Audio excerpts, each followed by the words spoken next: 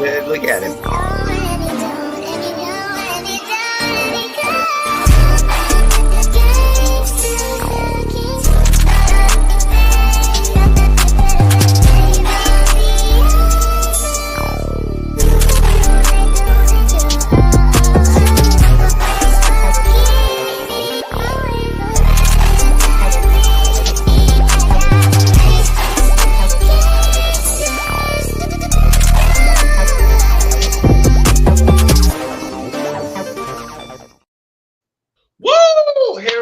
Boys, welcome to the Rockets Round Robin all around the NBA episode here. We got our boy AK. We just came back from the Rockets, the H-Town Rundown. We're going to talk about Rockets ball, so be sure to check that episode out. That was like an hour ago, so appreciate AK hopping on and bringing some truth to the pod. It was a little depressing, but we got a bunch of clips over there.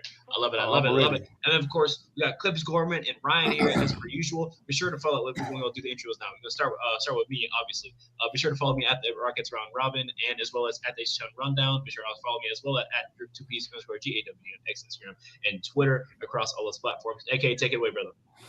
You already know what time it is, man. It's your man's AK Infinity. Follow me on Twitter at AK_VVS. I will be back unbanned tomorrow morning. And all of y'all that think y'all got away with me being banned for a week, I am coming for them asses. You can also find me on YouTube at the Rockets Propaganda channel. You know what I'm saying? I got some content coming out on that this week too. So be on the lookout. Don't be a hater your whole life. Hey, he's saying the truth, brother. Ryan, he couldn't be on the H-Town Rundown because he was at the Texans game. So everyone, boo this nigga for losing. When you just blame him, it's a lot easier that way. Ryan, it's good to have you back, man. What's up, man? I guess it's on me, man. You know, we lost because of me. It is what it is. You know what? It happens. Fuck Tennessee. Dallas belongs in Tennessee. Yeah. Oh yeah, AK, you got banned, bro? Yeah, I've been banned for a week, bro. What'd you do? I said somebody need to slap Draymond. That's all I said. And next thing you know, they banned me for that. How you ban me for something that it's universally agreed upon? Right? Everybody knows he need to be smacked. They should put it to a vote. Look, Draymond's allowed to stomp on Domantas Sabonis' chest in the playoffs, but you can't say that. That's violent. I can't say that somebody needs to just slap him. That's all I'm saying. It's not like I'm saying shoot him, which I don't think anybody would be mad at that either, but just slap him. That's all I'm asking. But whatever. And welcome in Clips Gorman, bro. What's good? Welcome to have you on. How are you? Hey, I'm okay, man. Depressed Rockets fan, depressed Texans fan right now, but I guess we'll get through it. There is tomorrow, and maybe there's some light at the end of the tunnel for both of them.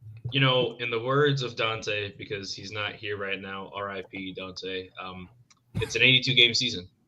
And we're 18 games in, so we have a solid sample size of what's going on. And we'll see what happens. There's a lot to like, there's a lot to love, and there's a lot to dislike, and a lot to maybe even hate. So let's talk about it. Let's just jump into it today. We're gonna do our all around the NBA episode today. So we got our own individual unique topics we bring into the table, or piggyback off of one another's is cool, whatever we got going on here. But we're gonna start off with the top teams in the league here now. Because I'm such a great host, I don't have the standings up just yet. So I got them up though. But he got them up though. Okay. But once we jump into that, we're going to start talking about it. Obviously, as we all know, the Houston Rockets are 12-6, not 6-12 like y'all want to talk about it, but we are 12-6. We have third in the West. Let's bring it out and start with it. I'm stealing this one from @LockedOn, so follow them on Spotify. Real or fake? Are the Rockets real or fake third seed? Fraudulent. Oh. He was quick on that. 6-12. We should not be 12-6. He said we should be. So are you a real Rockets fan, or you just like taking crazy takes? Oh, I'm looking at our shooting percentage. I'm looking at our offensive rating. Yeah, we shouldn't be too hot right now. But the only reason we're doing super well is because of Tariq and Amen Thompson. Those are my favorite terror twins. Well, look, they're phenomenal. They're actually really good. Bin Laden and Saddam, huh? Sinwar. That is incredible. That is incredible. Looks like we're canceled. Welcome to Rockets Round Robin, everybody. It's cooked. Yeah, welcome back, Ryan. He's starting off with a bang. So, Gorman, man, real or fake? Rockets 13. I think it's real. I think our style of play is sustainable. We're playing good defense, and I mean, the shots do have to fall. We're not going to go anywhere with the shots not falling in the playoffs, but I think we're real. I think our defense is always going to keep us in games, and it's shown to be the truth pretty much at any game. We've had some close ones that we should have won, and there hasn't been any major blowouts. Maybe the OKC game or the Golden State game, which Tari brought us all the way back. There hasn't been anything that's been too far out of hand for us to come back in, and we haven't made any major adjustments to have any kind of. We haven't made any major changes just yet. So if there was some major changes that could have been made, then we could start hitting the panic button then. But we still haven't made any major things. I still think we could have, around the margins, maybe Cam being there last night would have helped. Stuff like that I think could have, could have easily made us, 15-3. So, yeah, I think we're real. Okay, I just want to go ahead. He's saying a lot here, but go ahead, Ryan. Yeah, I just want to say quickly, I think we're going to find out how real we are going into these next 6 games because Fred VanVleet is looming on suspension right now. He is on very thin ice with the NBA. He will probably get a huge fine and a handful of games suspended, I'm sure. And our next 6 games, we're playing against Golden State, Minnesota, Sacramento, LA, and I forgot who else. I think another team or two. But I think the next 6 will definitely test how real we are, especially without Fred. Yeah, I that's something I think we should touch up on for sure. We're also playing OKC. Yeah, so that's going to be interesting. And we've already lost to OKC, already lost to the Warriors. These are some tough teams that we've had troubles with again in Minnesota. Obviously, ain't no one scared of the Kings. I mean, they're the Kings for a reason. They king of losing, I guess. I don't know. That's why they're 500 right now. But look, I think there's a lot to like I said, a lot to dislike. I'm going to say it's real. Despite the shooting not being there, before last night, we were number 1 in net total, right? 18th in offense and first in defense. Our defense is so good. And our offense is so mid, so okay. And the defense is making up so much for it that it's allowing us to be mid on the defensive end or in the offensive end. And with that being said, yeah, could we have won some more games? For sure. And if we would have won a couple more games, we'd be sitting at number 1. That is how good we are. If we could have just shot the ball 10% better, I'm talking hitting 2 threes, that changes the entire course of the game. We sitting at number 2 or number 1 right now. That's the difference. So just hitting shots. But AK, give me your thoughts, man. First of all, you getting them too much credit talking about they mid. That offense is less than mid, bro. I don't care what the numbers are saying. I know what I'm watching. And I know diabetes when I see it, bro. This is a diabetic ass offense, bro. They don't know what they're doing. They sick. They got to take medicine in order to make shots. It's just bad, bro. It's bad, bro. Now, big picture, all right, cool. We got the 5th best record in the league. We got the 3rd best record in the West. We got the 5th best net rating in the league. So those things will tell you that, yeah, this is a playoff team, blah, blah, blah. Cool. However, bro, our offense is so easy to game plan against. When we're not – the only reason we're better on offense on the numbers than we actually are with the eye test is because we create a lot of turnovers. So – we end up, playing a little bit faster than we really would. So that's 1. And 2, offensive rebounds, bro. If it wasn't for the points off turnovers and offensive rebounds, our offense would be putrid, much worse than it already is. But we are doing what we're doing to, get the results that we are getting. So as far as real or fake, man, I'm sorry, bro. This is cap. I'm sorry. It's cap. It's cap. It's cap. Because you can't tell me a team that puts teams on the free throw line too much, doesn't get to the free throw line, and also doesn't make threes. You cannot be honestly a top 4 team in the conference. You just can't. Not to me, bro. As good as the defense has been, I'm sorry, bro. Offense is still important. We don't, and then we don't have a hierarchy, bro. So with all of those factors being in place, man, this is cap. Interesting. So it looks like we're all Gorman and I agreement here, and then you two disagreeing. So a little 2-on-2 action here. I know right when I see right. Say that again. I didn't know that. I didn't know that I would ever agree with Ryan on anything, man. But it looks like hell and froze over. People eating ice cream in hell right now. So, Coach Dante, what's happening? Hey, what's good? Hey, what's good, y'all? Welcome. Hey, this is Coach Dante, bro. Hey, plug yourself in before we get going. Where can we find you? Man, ain't y'all know where to find me at. Y'all can find me on Instagram, Coach Dante 5. Y'all can find me on X, Coach Dante 31. And Ron Robin, Coach Dante, TownRundown, Coach Dante. Hey man, like I say, man. Hey, I'm here. Yeah, we hear, man. So yeah, something else that I'm kind of seeing right now. Unfortunately, this looks ugly, so guys, I apologize.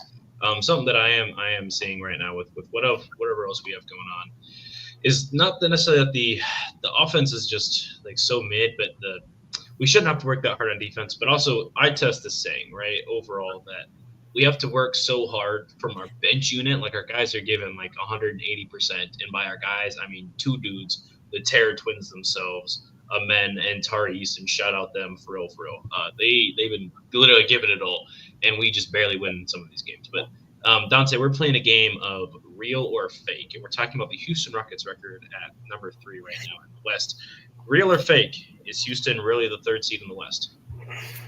The way we played, we wouldn't. I would say real, man. I think our 3rd seed is actually a real for right now. I would say our defense is legit, bro. I can come out and say that the way we're playing right now.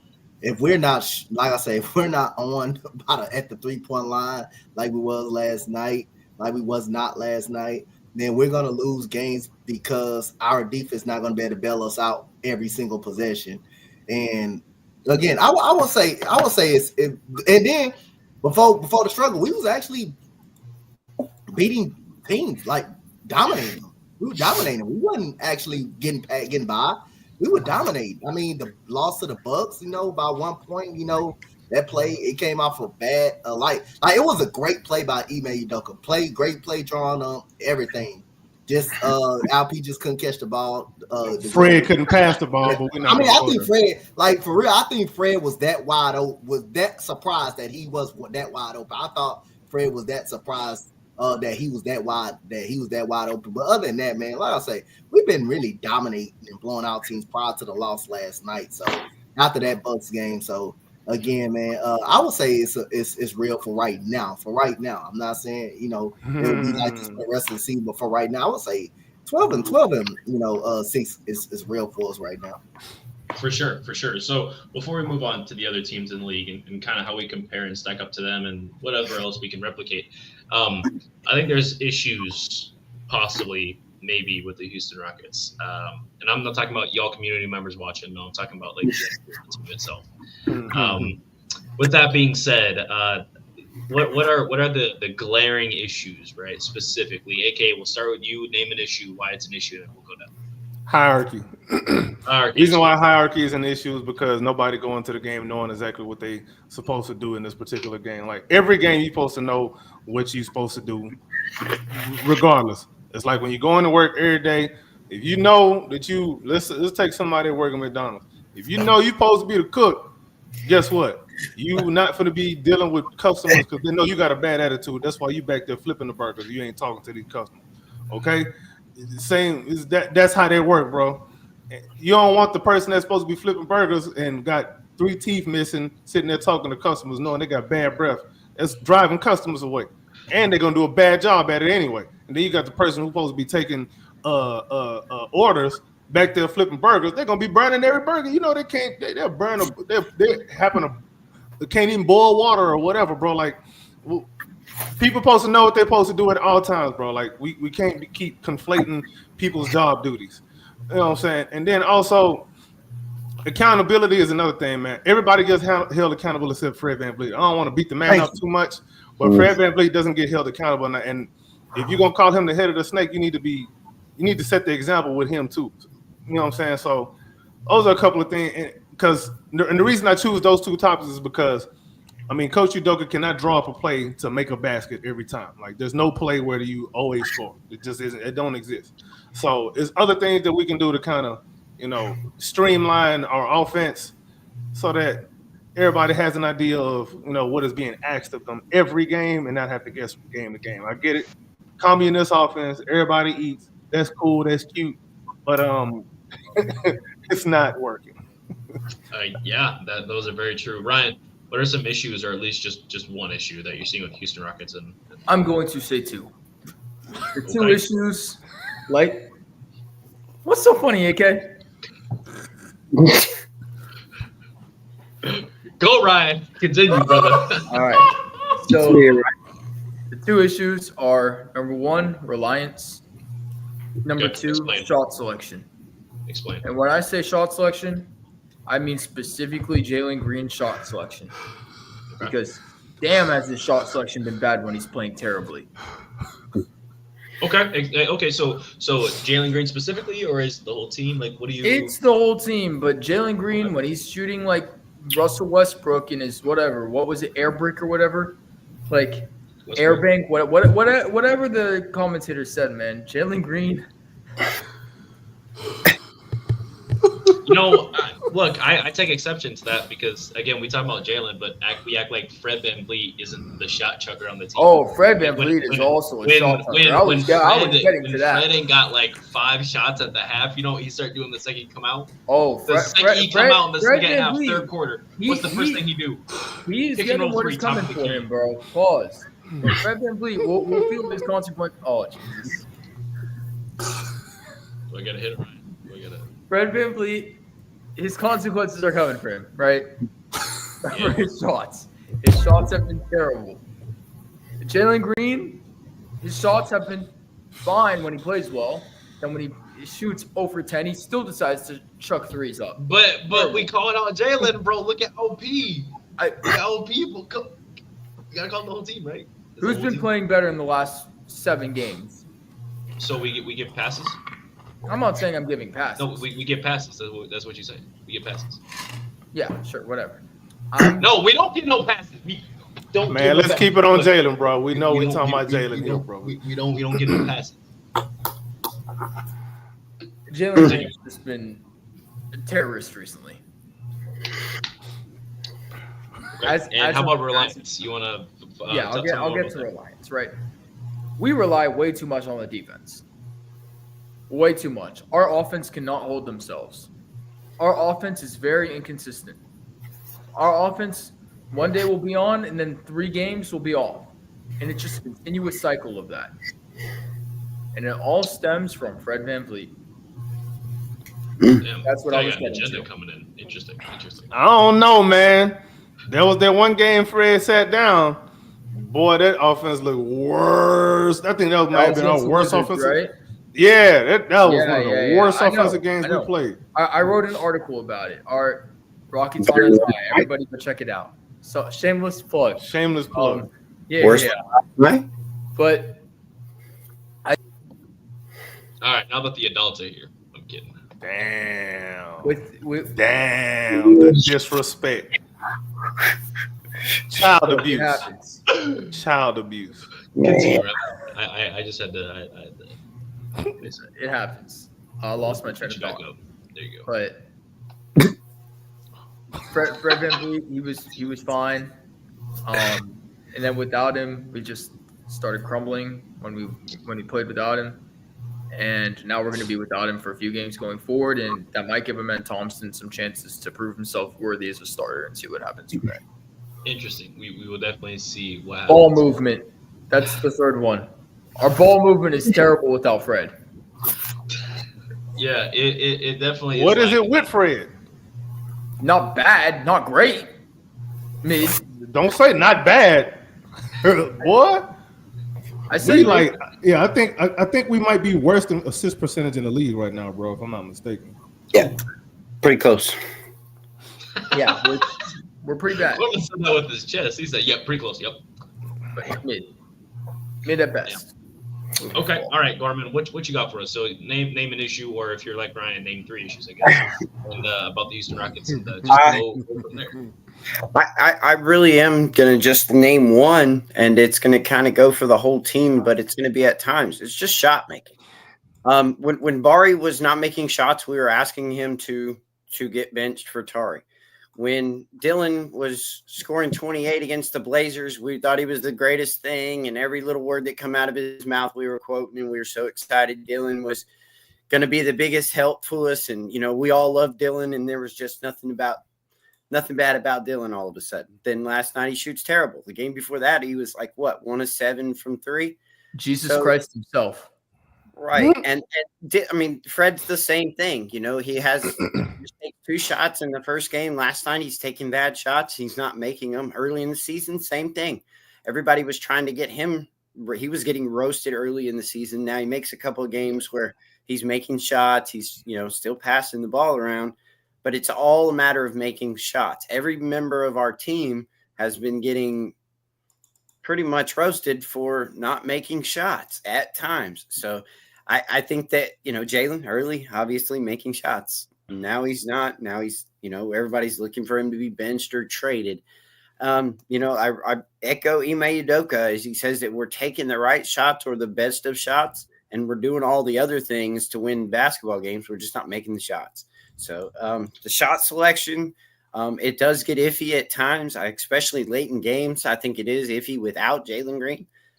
I do believe that he's one of the better, get us into an action and actually get us into a shot that we have other than Şengün. But off of a double of Şengün, we don't have nothing from there. So, you kind of need it to come from the perimeter. And I think that until Jalen Green be consistent to making shots, our offense is always going to struggle.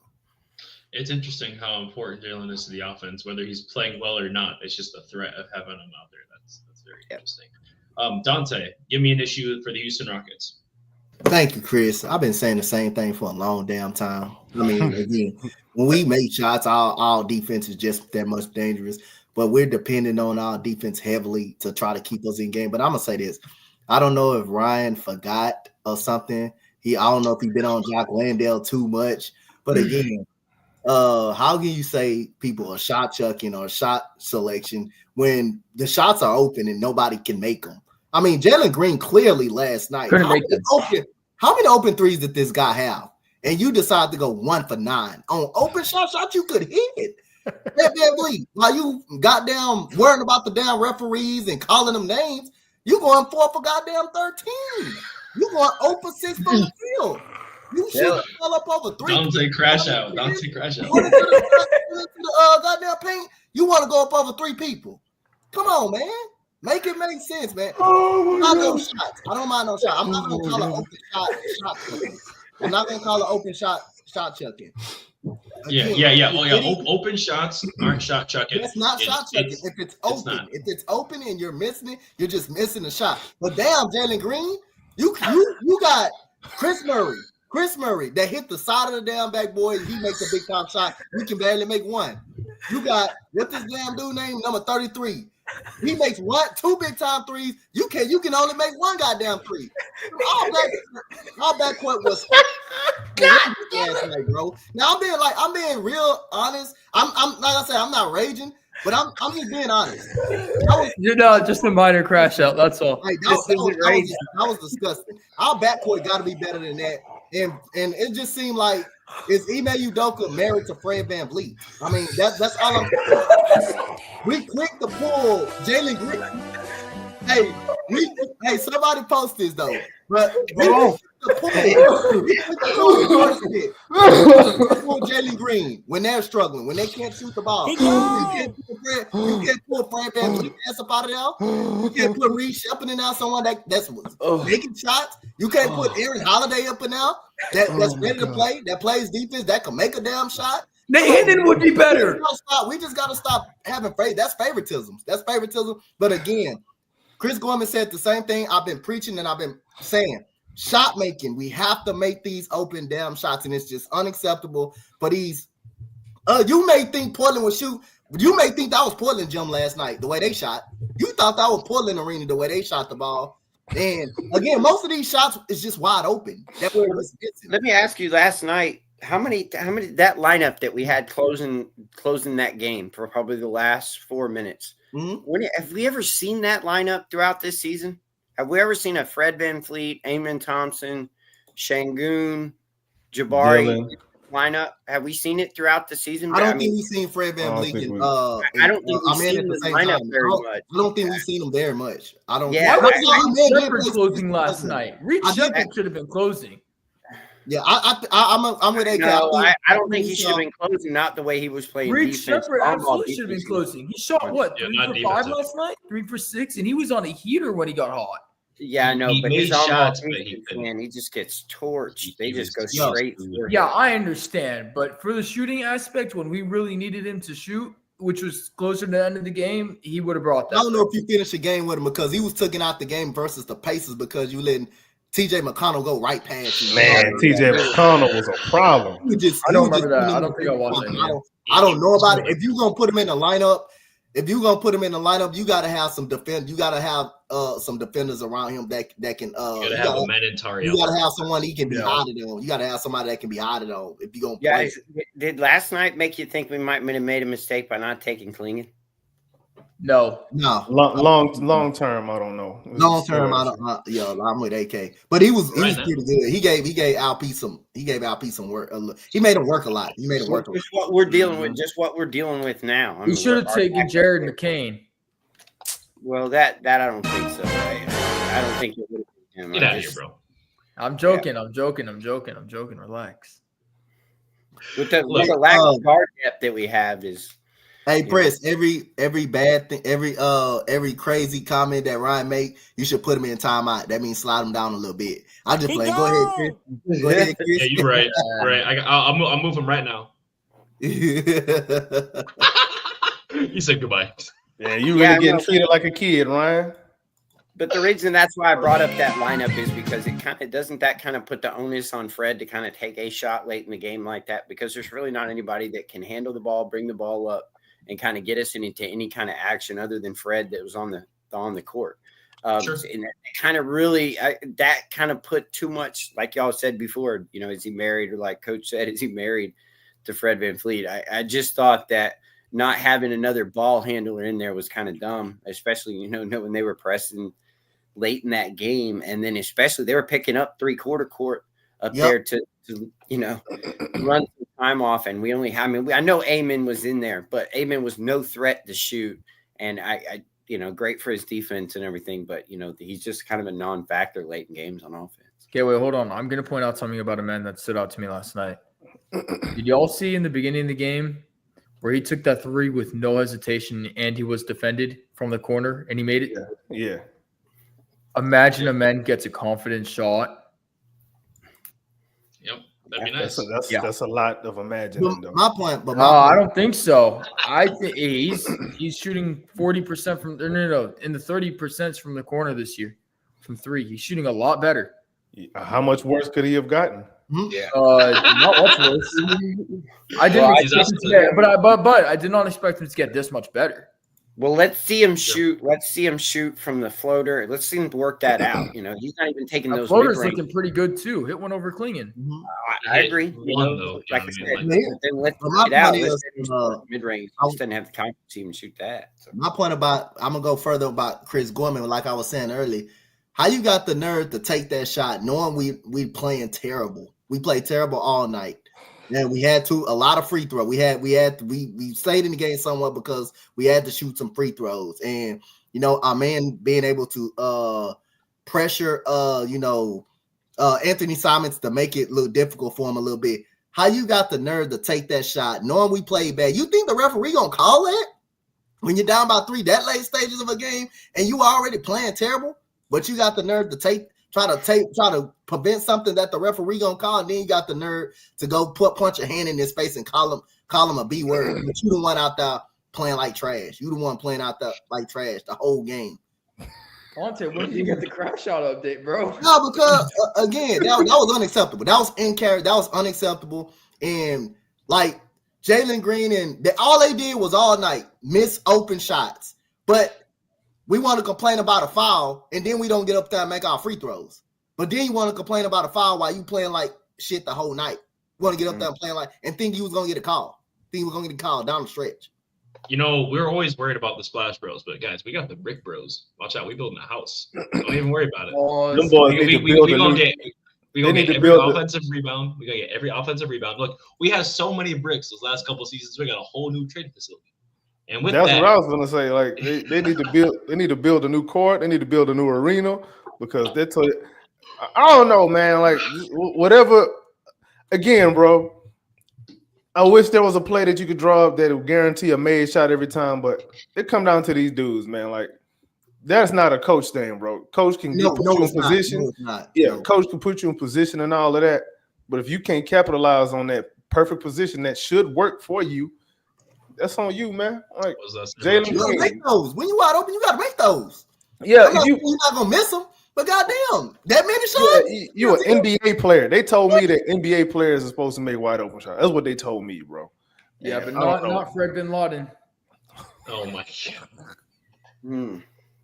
That's the only positive we're getting out of this. Is that we might not have it for 3 games. At the end of the day, I'm here to tell you right now. Like we don't. It seems it kind of feels like I'm not saying that they don't care, but Fred VanVleet and Ime, bro. I don't know what kind of dirt Fred VanVleet got on it, bro. There's gotta be something. I don't know what they're feeling, but they're feeling something together. They playing hide the zucchini in the locker room. But every coach, and every coach has a player like that. Man. Yeah, every coach do. Every coach has it's usually they like superstar. Like you like Alperen Şengün and you shoot 4-17. Okay, but you're our best player, so you gotta stay out there. You know what I mean? Like Fred VanVleet, is he the best passer on the team? I mean, the playmaking does work, but man, we got at this point in the Rockets' career right now with the players and how the playmaking's going and the training that we've had, should Fred VanVleet still be our number one offensive initiator? Like is that where we hang on? Is that where we want to be as a team right now? 18 games in, where we're like, yo, Fred, bring the ball up every time. Because when he's playing off ball, he's not bad. Like he's not bad at the off ball. Let Jalen bring it up and all that. You know, obviously Jalen ain't hitting shots, so he's not against it right now. I'll say that. But we got to come up with something that's better than Fred VanVleet ball, because I'm tired of watching him go 0-6 from 3 of 14 from the field, and then try to shot chuck at the end of bro. No, he got 2 shots 2 games ago, right? Again, the first game against the Portland Trailblazers, he got 2 shots. He went 0-2. I think he hit a couple of free throws. I think he had like 4 points. Okay. But then this game, he comes out and he's like, I need to get mine. What he start doing? That's shot chucking. That's shot chucking. And then, like you said, at the end of the game, bro, there's no excuse. Most of Fred VanVleet is a one-pick basketball player. I'm gonna say this: most of Fred VanVleet shots was open last night. They were open. They were open threes, and he just could not make them. Like I don't want to say it's shot chucking. If they're open, I don't mind. Like coming off of that screen, I'm gonna shoot that shot too. I just gotta make it. I gotta make it. My issue is Fred. He likes to drive too much for his size. But that's what that's the only thing I was getting, because the third quarter, he had 3 consecutive turnovers where we turned the ball over literally, and we like what the hell is going on out there? We like that old school coach. Like what the hell is going on out there? Yeah, Tara Eason, who struggled making a layup all night. You got 3-on-1, 3 Trailblazers. That's clearly 3 black jerseys down now, and you decide to try to go to the basket, especially with Donovan clinging down there. And no other Rocket is up the floor, but you decide to try to go to the rim. And Jabari Smith did the same thing the very next possession. There's nobody down now. Why is you not much hero ball? I feel like, and to kind of relate to the point that AK made earlier, I feel like when there's so much communism ball going around, everyone kind of wants it's my turn in the offense. I need my shot. Versus, okay, hey, I know that Alperen Şengün's on the court, so I need to look for this person. Okay, when Fred or Jalen's on the court, I need to look for this person. There is none of that. It's like, everyone eats equal opportunity basketball. Everyone will get their shot. So Dylan Brooks, you get 11 shots. Tari Eason, you get 10 shots. And it's not disrespect to Tari Eason. I'm just throwing numbers out there. You know what I mean? Fred VanVleet, you're not hitting anything. Well, I'm going to still play you 38 minutes tonight because we need your playmaking, even though you got 5 assists and 3 turnovers. You're cool. No. No. We've got to hold everyone accountable, but also we got to get that hierarchy. So with that being said, I want to transition into a little bit of hierarchy talk real quick, because AK been talking about it, and I know we got to talk about all them NBA still, and we will, I promise. It's still Rockets round robin, but we got to talk about our team first. If we have a hierarchy, do we even know who number 2 is? Is number 1 Şengün, or does it depend on night-to-night matchup? You know what I mean? Like, do we have a number 1 option on the team night in and night out? It don't matter if you have a number 1 option. It's what do you have? That's what matters, bro. So, I'm gonna say this, bro. See, the problem is the options that we do have is just kind of, you just got to deal with it. So I would say, obviously, Alperen Şengün will probably need to be our number 1 option, but at the same time, we can play through him as a number 1 option, but it doesn't necessarily mean he has to take the most shots. But he's the guy you want to get the ball to make that decision of who's going to get this next shot or if I'm going to cook. However, even with that being the case, bro, we don't even have a go-to set that we are running that generates us the best offense that we can get, bro. Like, I don't know why I don't know how many years it's been. We thought this was just a Coach Silas thing. I hate that, man. But I thought this was just a Coach Silas thing. Like, there was no 2-man game with Jalen and Şengün. It's just man, Ryan, you a terrible person. But yeah, there's no chemistry. I can't even. You threw me off. Now I gotta watch my words. They don't have a play where them two are the reason why a shot is generated every time. Until Ime Udoka can install something like that, bro, we're gonna see this nonsense that we're seeing. Now, I thought we did a decent job of that at the beginning of the season. And then Jalen, I don't know who came and robbed him for his jump shot, but that thing is gone. I don't know if it's coming back. I don't know if he put in a police report or something, but he gonna have to order a new one from Amazon. Jesus Christ. That's crazy, bro. That's crazy. And like, this is very, very bad. You're looking at like the way that the team makeup is, right? Just in general. And, I mean, I thought we all discussed it. Like, your hand seemed like something that we need to run for, and they seemed fairly successful when they ran. Preston, your mic is cutting off. Your mic got robbed too, bro. Yeah, your mic is like Kanye. You know, bipolar, bro. It's working, but it's also not working at the same time, man. Is this better? Yeah, that's a lot better, bro.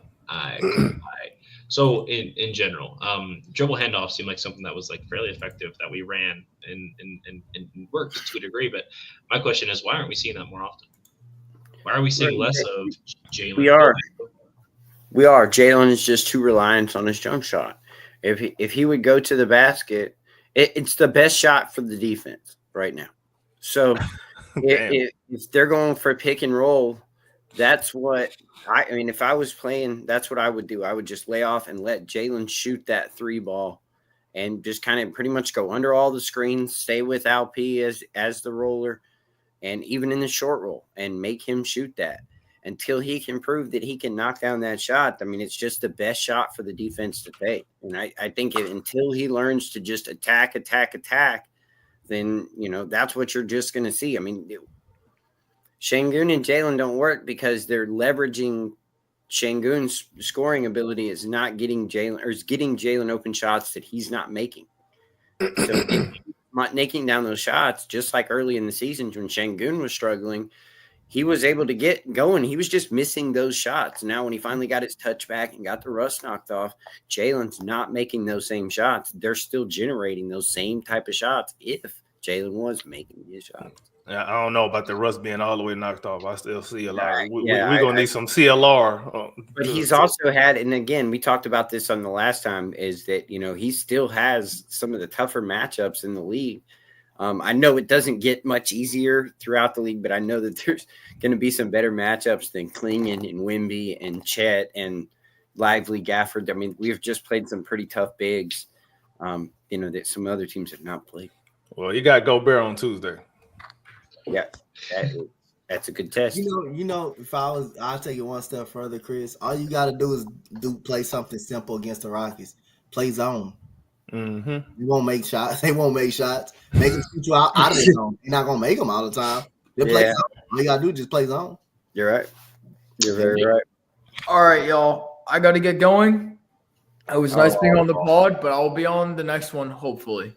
Yeah, get out of here. I'm kidding. Scram. Appreciate you, bro. Get out of here. See y'all. Peace. All right. So that's that, and all the adults are talking. All right. Thank goodness. Right. I gotta bully that guy. But no. Continue, Dante. No, I'm just saying, like, all you gotta do is play zone against the Rockets. They're not gonna make shots. I mean, you just gotta catch them on the good. Now if they're making shots, then it's gonna be tough. That's gonna force you to come out the zone and just try to play them straight up and try to play with try to play against the pick and roll offense. But just play zone against the Rockets. No, they're not gonna make them consistent. They're not gonna shoot you out of it. Yeah, man. And that was kind of something that we saw during the Silas era that was ran quite often, and we would get our clock cleaned quite often. Anytime their defense would go into a zone, our offense would just like crumble like completely. And it seems like that's kind of the same issue, but with a different coach. So my question is it because we can't shoot? Is that why zone works so well against us? Is because we don't have. We can't shoot. That's the only reason you play it. that's a real reason you play it, and to keep us from getting in the paint. Keep us. You only play it for two reasons: to keep us from getting in the paint because you know you can't. It's like the only reason you play zone is when you know a team really not good in shooting, and you know when a team is beating you going to the paint. That's the only reason you play it. We don't even go to the paint. We don't even zone or not. Yep, but that's the only two reasons you play it. You actually play it, but you basically play to make the team beat you shooting the ball. Yeah. What's crazy is we don't get to the paint enough. We don't shoot enough threes. We don't get to the free throw line. We shoot like 2 mid ranges a game. So like where is this offense going? Why is it going to the void? It's not like we're getting turnovers. Şengün, all those shots that you just named, they're all Şengün post ups. I mean, those aren't considered drives, and those are definitely not considered long range shots. So, you know, when you're running your offense through Şengün like that, yeah, that's where you're going to get a lot of the offense. Then when we do get to like I said, we don't get to the free throw line, but then when you do get that, you don't make them. You shoot them at 68%. It's like whatever you do is just we screwed. So how do you propose we read? How do you fix the offense right now? I think one question was one answer to that was kind of hierarchy and building the consistency within that. But I'm curious if Corbin or Dante, if you guys have anything. I think your mic on drugs again, bro. Damn. I'll take that real quick. I would put Jalen into like more of a pass first offense when he's not making shots. Yeah, hey, look, buddy, you're looking to pass or you're looking to attack the rim, and that's pretty much it. I mean, hey, buddy, he's really gonna have to stop shooting shots. He's looking way too reliant on it. It seems like he's finding open threes and such, but you know he's also getting guys that are on a scramble mode. He can attack that. And if he attacks that and maybe gets into a floater bag or something like that, I think he's just going to have to put his head down and go at the rim and attack. That would be the best solution, you know, especially for when he's not making shots. But Jalen Green is just kind of an integral part of the way this offense kind of runs. And, you know, when it runs through them and they're running actions and sets, it looks good. Even when he's not making shots, they're actually generating them. So, you know, if I had to take away those generated threes, I'd turn them into drives by Jalen and see if I couldn't generate something a little bit more. Yeah, but before I move on to Dante here real quick, Jalen, I'm not cool with him taking 9 threes a game, but I think 5 is something acceptable because at least it spaces the floor just enough to keep him honest. If he's taking 5 a game, you know, I'm comfortable with that. But 9, my nigga, I need you to cut it out. All right, that's a bad habit. Dante, go ahead. Again, if a person open, you're not gonna tell a person don't. You gotta shoot it. You're not gonna tell a person don't shoot it because that's what you're supposed to do. If you're open, you're gonna shoot. Unless you're Ben Simmons, of course. Because you know people are gonna play. You know people is gonna play you in the paint. You know people is gonna play try to come in the paint. Sometimes people don't run out there at all. Some people don't run up out there at all, so they stay home. So when you're open, you're just not gonna tell a person, hey, no coach is gonna tell a person don't shoot. Now, if that was Reed Shepard, he don't shoot. Oh, you got to come out the game. You out there to shoot.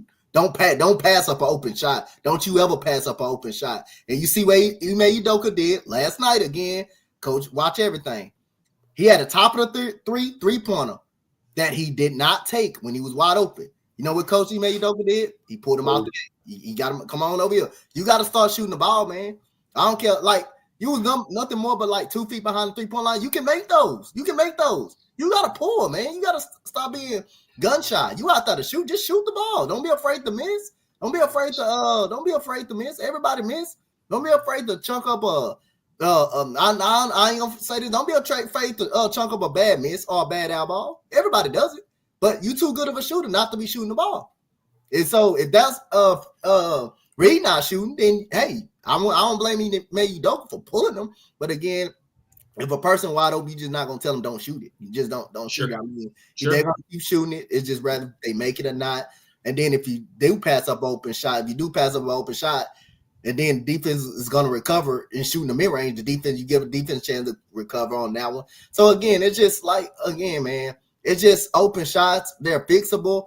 But, man, it's just too many misses. You're just seeing it for too long. You're seeing too many misses for just too long in a stretch of games where, you be like, you just can't make an open shot. I mean, again, hey, man, it's just sad, bro. Just not to see these guys make an open shot. You're literally wide open. Nobody's running at you. Nobody's coming at you, and you're still missing the shot. You're not contested. You're still missing the shot. You're not contested. Yeah, bro. Well, so my issue is say you got this guy who's out there. He's running around for your team, right? You want him to keep shooting, but he's missing damn near everything. He's shooting 24% out there from 3. Are you giving him more plays to keep shooting, or are you putting somebody else? No, I mean, it's not a play set up for him to shoot the ball, but if the ball is moving around, and say if the ball is in the post, and the players off him, and LP just pass him the ball, he's open. You gotta take it. You just gotta take it. You know what I mean? It's a play for you to shoot. The play is going for LP to just try to score to just find the right dude. Just find the right dude. Now, the play that LP did last night to Amen Thompson to tie the game up, when you seen Amen Thompson was on the baseline, he comes all the way out towards the 3. RP gives him the ball. He gives the ball back to LP. He cuts, and Amen Thompson gets a layup to tie it up. I mean, that's a hell of a play right there, because the defense from Portland is going to be drawn to LP. The defense from Portland is going to be drawn to LP. The same. Every time he was one-on-one with him. He was one-on-one with Danny Amiot. He killed him. But then again, that LP got to be better.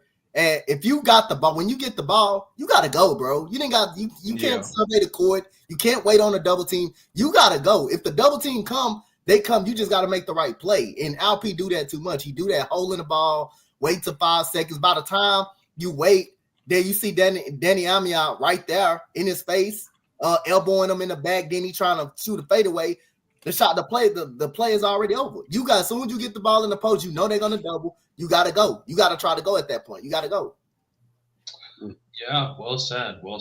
Before we move on to talking about the rest of the teams in the league, anything else Rockets wise that we need to talk about right now? Man, I'm done talking about the Rockets for now. Bro. I'd just throw in there that I'd like to see. If y'all were talking about accountability and Fred, I'd like to see a little more Aaron Holiday. Yeah. Nope. It's holiday season. He always play well during this time. And I think he'd be a good accountability factor for Fred. I mean, really and truly, especially if our offense isn't going through Jalen. I really would. Unfortunately, I'd rather see a little more Aaron Holiday. Where is it in 2024 an NBA team in the top 3 is saying more Aaron Holiday? It's a very interesting place to be in. That's crazy. And it's not anything bad against Aaron. It's not. He's such a ready guy that we're saying, hey, Aaron. I'm saying that over Fred. Yeah, I think that's more of a matter of Aaron Holiday providing something that we currently have a problem with. It's not like he's going to be a slacker on defense either. So I think, but here's the problem. Now. Follow me. So the rotation is what it is right now, right? And let's say for example, let's say Aaron Holiday is injected into the rotation, and he's the 10th man. Whose minutes he taking? Fred. He has to. He's gonna take You think Ime gonna go for that? No. Well, that's what I'm saying. If he's looking for somebody to make the right play, I mean, in those situations, and Fred's not being held accountable, and I agree with you. I do agree with you. He's just not being held accountable as I'd like to see him being held accountable to.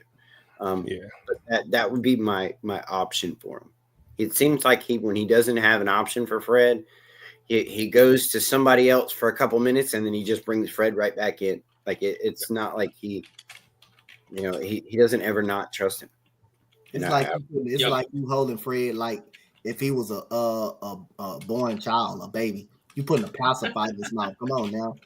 If you're willing to not hesitate to sit Jalen Green down or sit Jabari Smith down when they not having a bad game, he even sit Dylan down. He said everybody done been sat. He's gonna sit them down real quick. He's not gonna hesitate. But damn, do the same thing to Fred. He's not out there playing well. He's not out there shooting the ball well. It ain't like he out there killing it. Put Aaron Holiday in. Put Reed, at least play Reed or something. Put Aaron Holiday in. He can get the job done. He can shoot. He can make it. Now he can go to the rim because he's much bigger than Fred and taller than Fred. He can go to the rim. He got athleticism. He can make it. He'll make this layup. Can't. I think we can do a whole podcast on Cam. I don't even want to touch that right now. We're gonna wait. Yeah, he'd be better offense than what we put out last night. Yeah, but yeah, and then Cam was one of them guys where, part of our problem is we have a lot of guys who need plays ran for them. Again, that's why I don't want to go into it right now, bro. We don't have a lot of shot creators right now. Is just kind of what it's like. We got four guys that can like semi shot create or shot create. No, when we got one guy who's a hyper shot creator, just can't make no shots. Yes. Yeah. Create the hell out of a shot though. It's not gonna amount to nothing, but it looks good in the process. Jalen Green can create his own shot. He just ain't gonna make them. What if it's wide open or he just dribbling, rising up? He just not gonna make him. He can get his own shot. He just not gonna make it all day. And again, I think with Jalen, he just needs to invert his shot diet a little bit more, man. He need a lot more. He needs to get to the basket more, but that's going to require somewhat of a bag. And I said this before, man. He does not have. If I said what's Jalen go-to move going to the basket, we can't. None of us can have an answer to that, bro. I got some numbers here for you, just on Jalen. I'm gonna add some fuel to the fire that I'm not gonna like. 23% on mid ranges, 18% on non-RA paint shots, 26% on corner threes. 29% on all jumpers, 50% for shooting. What's his percentage on corner threes? 26%. How you 26% from corner three? That's the shortest shot. This gets even better. During this month alone, 15 points per game on 35% from the field and 25% from three. Yeah, bro. That's why they call the corner the short corner. That's the shortest shot. I'll tell you, it ain't short for him. Yeah,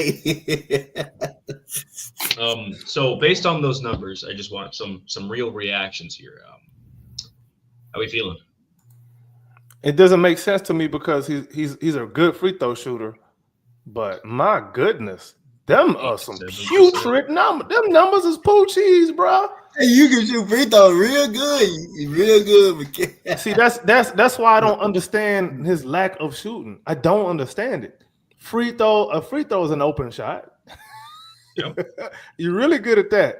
He ain't got to jump on them though. That's the thing. He ain't got to jump. Then don't jump on your jumpers. Let's call it a stander or something, bro. Like a set shot from now on, Jalen. I don't understand. But again, he shoots his shot. I have a theory that he shoots his shot at the end of his, like, almost he floats and fades, and he doesn't shoot it when he's going up at the peak into his shot. That's why it takes him longer to release it. If you watch it, he's coming up. He should release it at the top of his stroke, but he doesn't. He kind of fades down. Release at the apex. As he's coming down, he releases.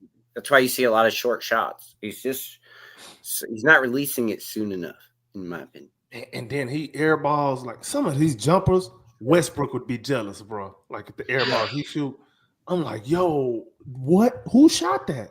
It's consistency with the jumper. It's hard when you're Well, elbows. he shoot like Angel Reese. Sweat and all that be short. way. Like, dog, it's bad. Like, how? like- What happened? What happened? I don't understand. I ain't never seen nobody whose jumper is that wildly inconsistent, bro. I ain't never seen nothing like this in my life. Because he'll have a month where he looked like, oh no, this dude gonna be an all-time great, and then you got another month where it look like, what is he doing? Like, how did he airball that? Like, how did he miss it so bad? Yeah, He's shooting with his knuckles or something. Ain't nobody like it's like when you playing 2K and you wide open, but you got a lockdown right there, and the lockdown just make you hesitant to shoot. As long as the lockdown is close to you, he can contest your shot. That's how Jalen Green is basically shooting. Like, it's nobody right there. Why'd you airballing? Why'd you shooting it short? Nobody's running at you. Nobody running at you. Why'd you shooting? everyone got Intimidator Hall of Fame. Yes, that's how it is. If they anywhere near close to you, just gonna miss. But Jalen Green, nobody close, nobody right there. Even on your jump shot, even on your mid ranges, nobody right. You can make that type of shot, but everything is just short. Everything is just short, and everything, bro. Sometimes it's short, sometimes it's long. Please don't wow me, but there you go. Sometimes it's short, sometimes long, but it's barely ever on target. He hit the backboard from the side from shooting from the side. Like, Okay, I don't know, man. right, How about some floaters or some layup package? Work on your layup package. How about that, bro? Real question. All right, this month Jalen Green or Pandemic P? Jalen Green. Man, I don't know. That's a good question. Chat, someone put that out there, please. I know y'all watching. Put that out there on a. I'll tweet it out. I'm gonna say Pandemic P because he's taller. He shot like garbage. What Jalen shooting like right now? Yeah, well, at one point he had a true shooting percentage of 26%, which I didn't know was possible. But that was Pandemic P. Mm. Yeah. Hey, Paul George, if you want to come save yourself, hop on the pod. We'd love to have you, please. He gonna cuss us all out. He is. You gotta talk about these guys in the locker room. Oh, it's all love, PG. We're gonna touch on that when we get around this, when we talk about this NBA stuff in a little bit. So speaking of that, that's enough of the Rockets. Rockets round robin is done. This is now officially all around the NBA. With that being said, we've touched on us being real or fake at the third seed and a couple things that we have issues with, as well as some positivities that we're liking, but mainly the negatives. It sounds like we're all negative Nellies so far, except that we touched on some positives. So let's talk about the rest of the league. Golden State, 12-4. They're looking like the 73-9 Warriors somehow, and Curry's even missing games. OKC reminded me of young OKC back in the day, 2012 OKC. They 12-4. They look really good. LA somehow back and forth. I think they're gonna have a 500 record this season. They ain't looking great, but they 4 above right now. Nuggets are not looking as good as I thought they were, and Clippers are 10-7. They're much better than I thought they would be right now, record wise. But looking in the West, is there something that's really catching your eye? Because like for me, 2 teams 12-4 right now. I don't like that. But catching my eye. What don't really make sense to me is the Mavericks. Why are they so low? I know why Memphis is lower than they should. I know why Phoenix is lower than they should. Injuries. Mavericks, Luka just got hurt. They wasn't doing that well with him. Make it make sense. They're in a battle right now with the Heat. Bro, there's 3 teams in the West that don't have that are under 500. That is absolutely insane. Bloodbath. Minnesota's 500. Yeah. For how long? We about to play it for Tuesday. Dude, I'm not gonna lie. It's not that Julius Randle. I feel about Julius Randle, but Gobert over there, he is effing up the team chemistry. I don't know if y'all saw that play of him in the corner down low. He got down low. He got the ball. Julius Randle looked right at him. He continued to dribble the ball, and then Rudy Gobert just stayed in the paint until he got 3 seconds. Yeah, did you watch that game? I did not. I just saw Okay, that play. man. Watch their games. Julius Randle is the one messing up with their offense. All he wants to do is take it from the top of the key and isolate. That's all he does, though. I know, but that is. I'm not kidding. Look at his usage rate and look at what they're doing with him. They're having to pull him off the floor so that he doesn't do it, so that Ant can play with the ball. I mean, he is really a black hole on offense. So Anthony Edwards, and why Gobert did that is because he sealed his man. I mean, that's what Gobert. He did know. That's what you're supposed to do. Gobert did the right thing. Right. Gobert doesn't ask for very much, but if he catches a seal, I mean, that's a free 2 points. That you might as well do it. Otherwise, you don't have Gobert there for anything other than that. And, I mean, he is really clogging down their offense. That's something I think that we need to watch forward. I don't think Minnesota's offense is very good at all. So we're going to face them. I think they're our next team. I think we face Minnesota either this next coming up game. So how are you playing them offensively and defensively? Play them the same way teams play us. Play their zone. If they ain't got no point guard, they got worse point guard problems than us. Anthony Edwards might F around and drop like 9 threes. Edwards is like going crazy for 3. He's still shooting like 38 plus, right? 40-some% from 3. His usage rate from 3 went from like 30% to like 50%. So, he's taking a lot more threes than he used to. Yeah. Taking and making, by the way, through 12 games, he has the 3rd most threes made ever through 12 games. I don't know what it is now, of course, but like, wow.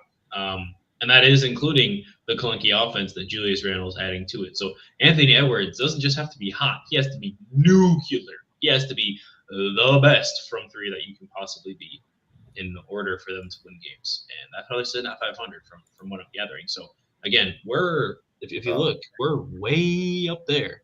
And if you're looking, they're way down there. How's weather down there in Minnesota? A little chilly, ain't it? I'm talking all that shit. We want to get fucking smacked. But looking at that way, so you said play them the way that they gonna play us. So defensively, how are we gonna adapt? Because Julius Randle, I mean, he's big, what is he, like 6'8", 6'9"? He a big 6'8", like, big 6'9". Yeah, that's what I'm saying. It's like we putting Jabari on him. Like, what are we doing? You know what I mean? Like Dylan Brooks. Like, what are we doing?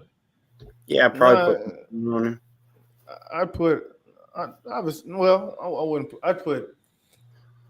I'd see what it looked like with LP on him first to see if we can bait them into going through him a whole lot more and make their offense look worse than it should be. I'd try that. You know what I mean? At first. So then you put watch that actually work for them against us. Yeah. So then you put Jabari on Gobert. Yeah, ain't nobody scared no damn Gobert. Nobody's scared of him. The most unscary defensive player of the year ever. Yep. Everyone does attack him quite often. Yeah. Everyone dunks on him, bro. Especially in summer league. That man is food. Dante, what are your thoughts on the Wolves? Right, they're 500. Is this a team we should be scared of yet, or what do you think? No. I kind of knew. I kind of knew they wasn't scary at the beginning of the season. Like, kind of trading Karl Anthony Towns, it kind of hurt them a little. Kind of hurt them a lot. Look like it so far the way they're playing. Julius Randle is also to be known, even over there with the Knicks. Julius Randle do some of that do your thing basketball. Like, he kind of stalls the offense a lot for teams. It's just like he needs the ball in his hands. He needs the ball in his hands a lot to be effective. He got, like Chris said, he got one of this specialty where you have the ball at the top, then you just try to go to the paint and get your way into the paint. Or, he play like he a point guard, dribble the ball down the court. But I don't mind him doing that because he could be a solid player when he can do that. But he gets in the way at the wrong time of the games. And I think Anthony Edwards is, I'll say, this guy, is gonna be the one that we have to calm down a lot. Nas Reed is pretty solid, but I expected the Wolves to have a struggle. I expected the Wolves to have a struggle this season without Karl Anthony Towns a lot. But the Knicks not doing that much better either. They're not doing that much better either with Karl Anthony Towns. Hey, Cat going nuclear over there. Yeah, Cat putting but up he going numbers. crazy. He going crazy, but the team is still not performing the way they're offensively. Yeah, they both got away from what they do best. The Wolves going to have a problem on the offensive side of the ball this year. With Anthony Edwards going to get his, but the team is not going to be as good as we've seen. So they got the same problem as us. They just can't put the ball in the basket. They're more guardable. Oh, that's they're crazy. more guardable, bro. Especially without Conley. You know, I think with that they got a lot of the same problems that they do. You know, without Fred, or we look pretty rough too. They kind of look similar to like we do without Fred. You know, without Conley. So I mean, without him out there to really kind of gather them up and get them into their offense, they do look very clumpy. Here, turn, my turn.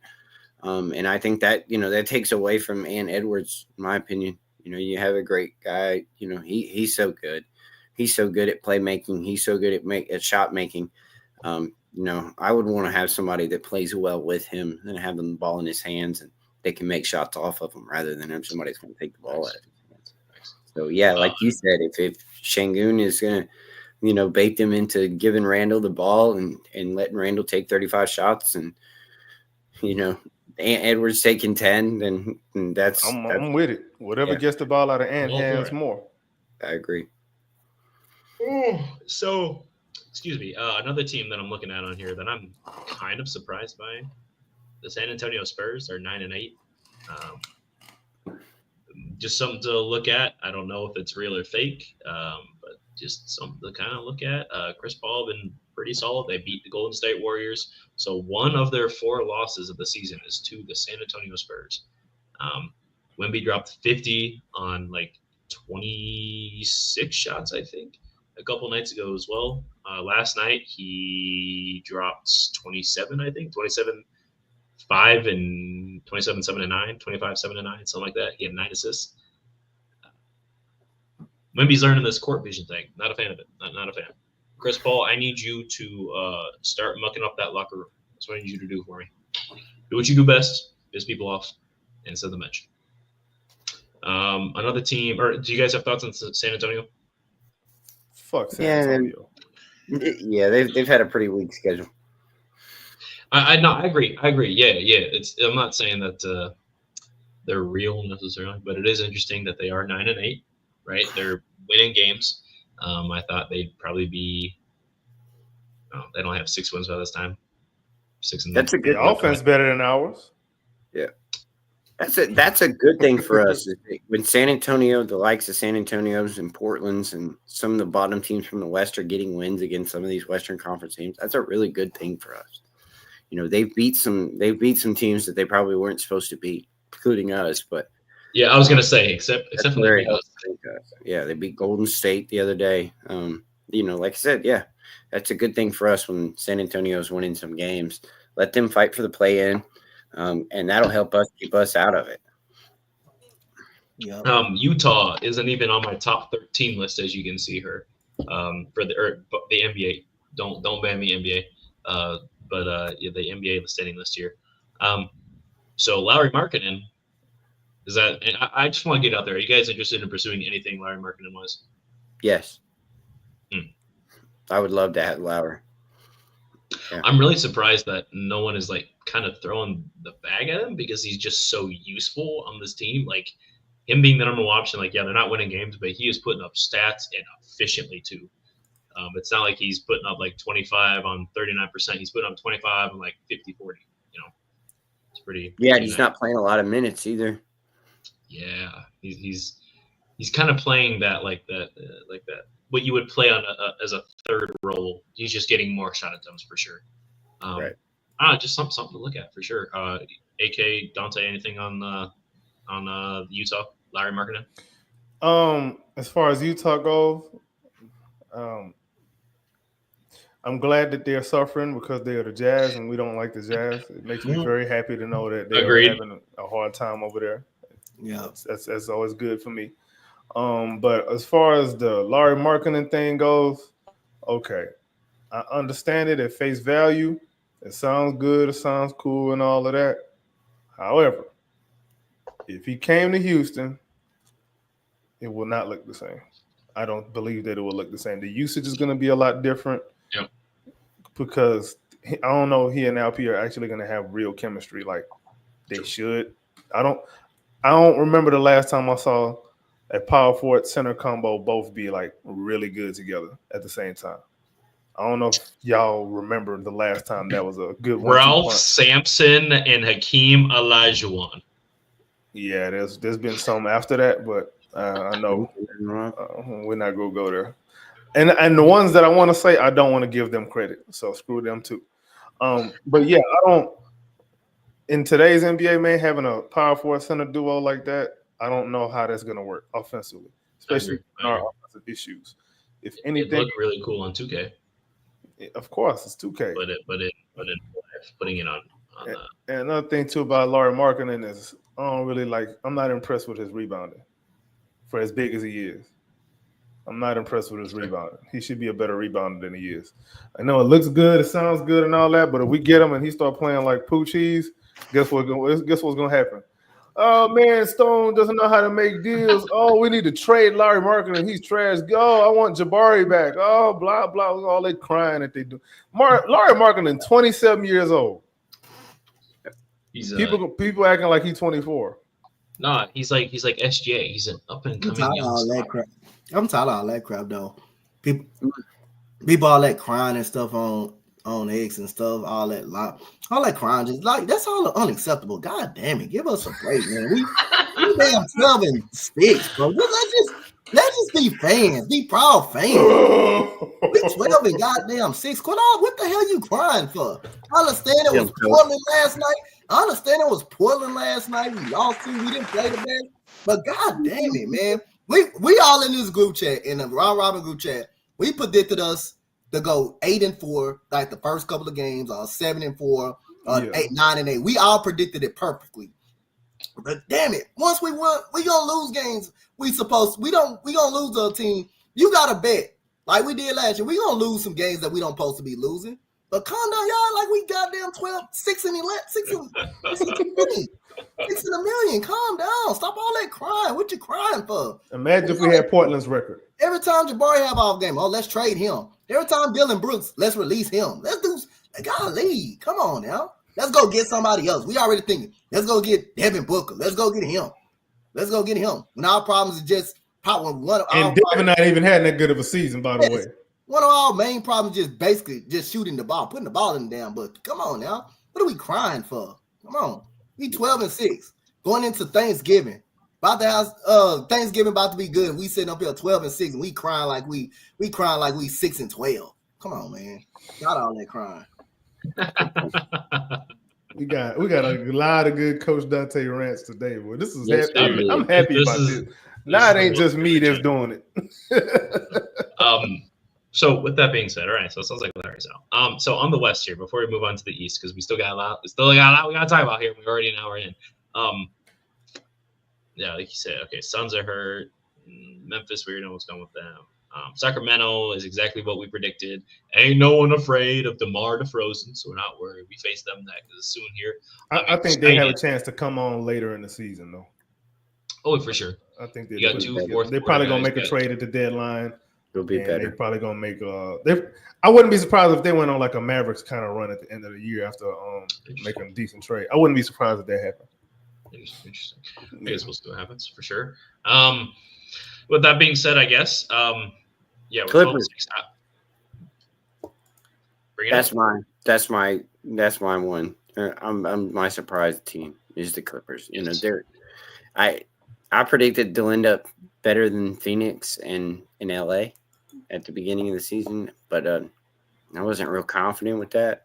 But they're really surprising me playing around Harden. I mean, they just blew out the 76ers. I know that's not much, but they were all there. And so Harden went and put it on them. I just real impressed with them. And, you know, they're doing it without Norm Powell right now. and they've had some little minor bumps and bruises throughout the way. So, I'm just real impressed with the Clippers been able to put together. And, Not to mention, they're 4-5 against teams above 500.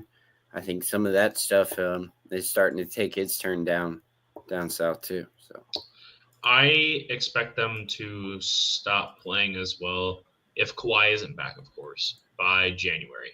Harden's going to start to run out of gas, and the second Harden starts running out of gas, the Clippers team's done.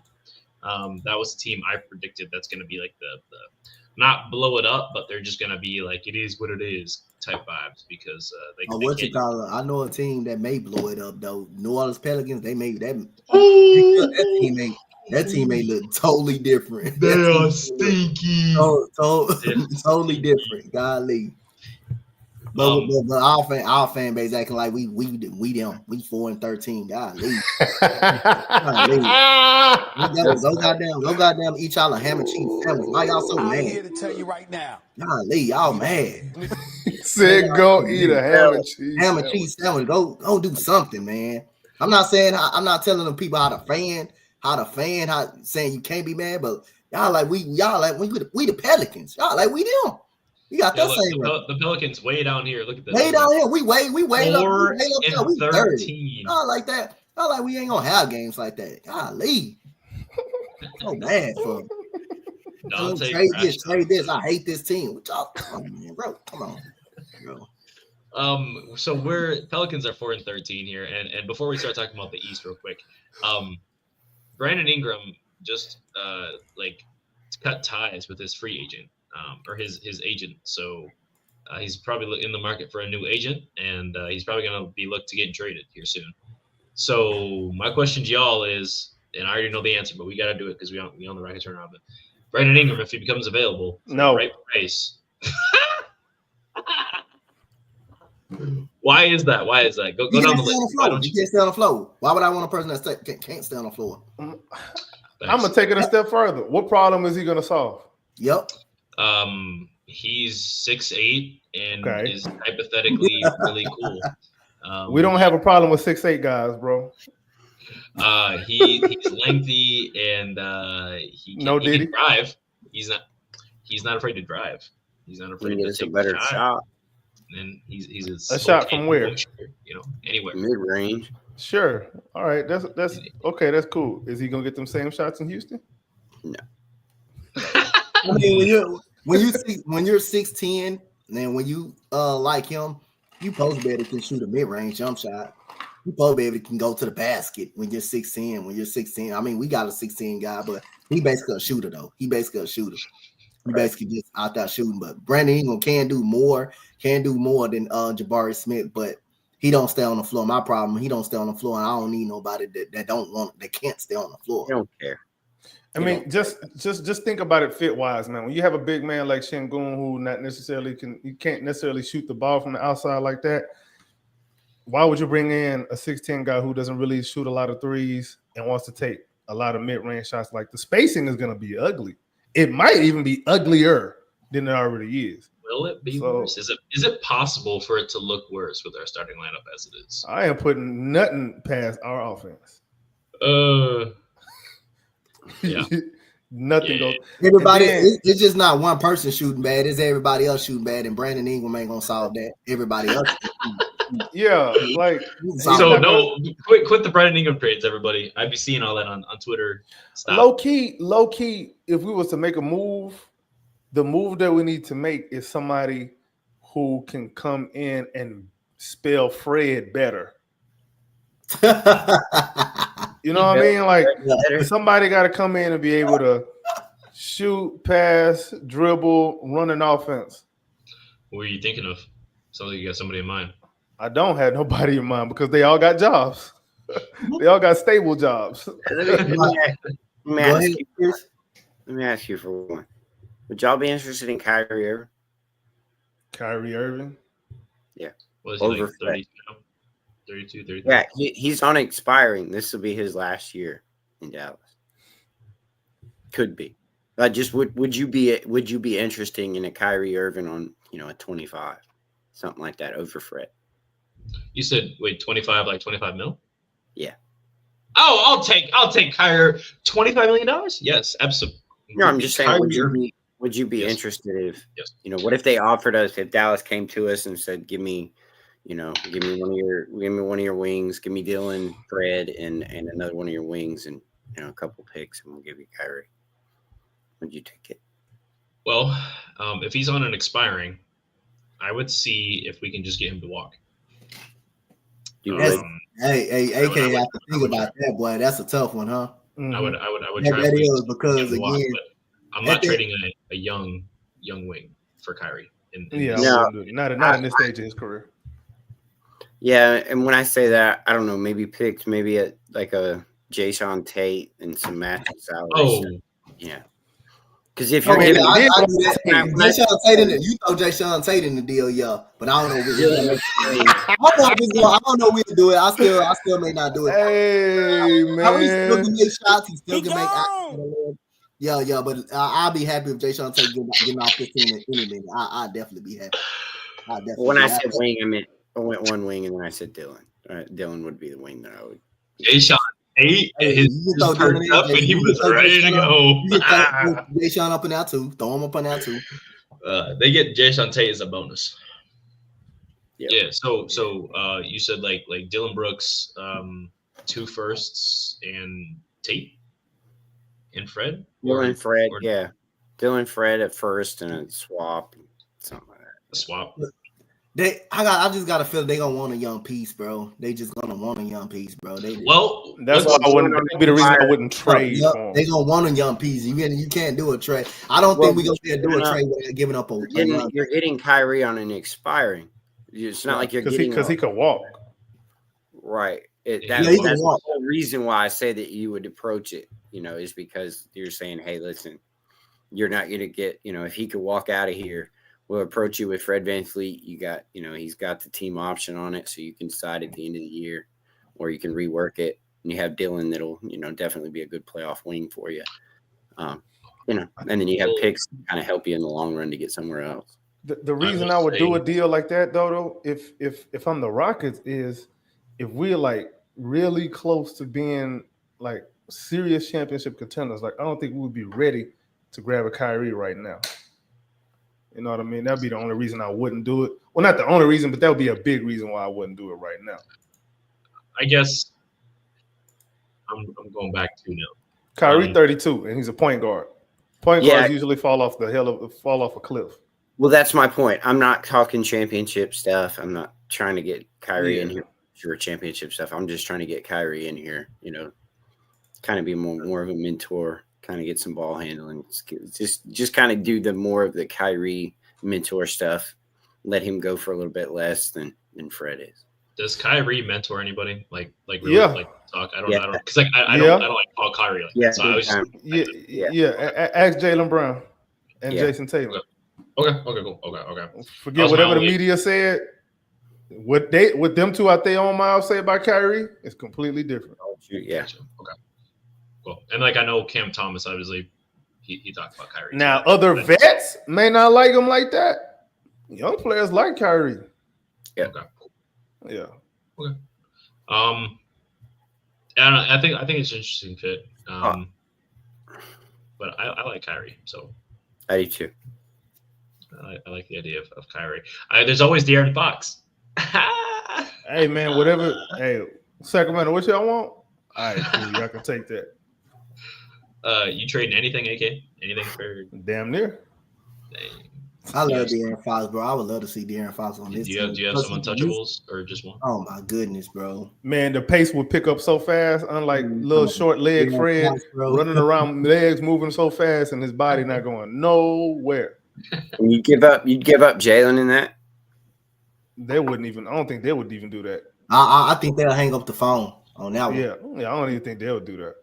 No, I know, but I'd like to keep Jaylen here for that. Fox. Yeah, I'd like to keep Fox and Day because then at that point, now we're cooking with grease because I don't think Fred and Jaylen have good chemistry on offense, bro. I don't Fox, think they really Jaylen, Tari. Fox and Jaylen would have a lot better chemistry, and then we would have somebody who can throw a freaking alley.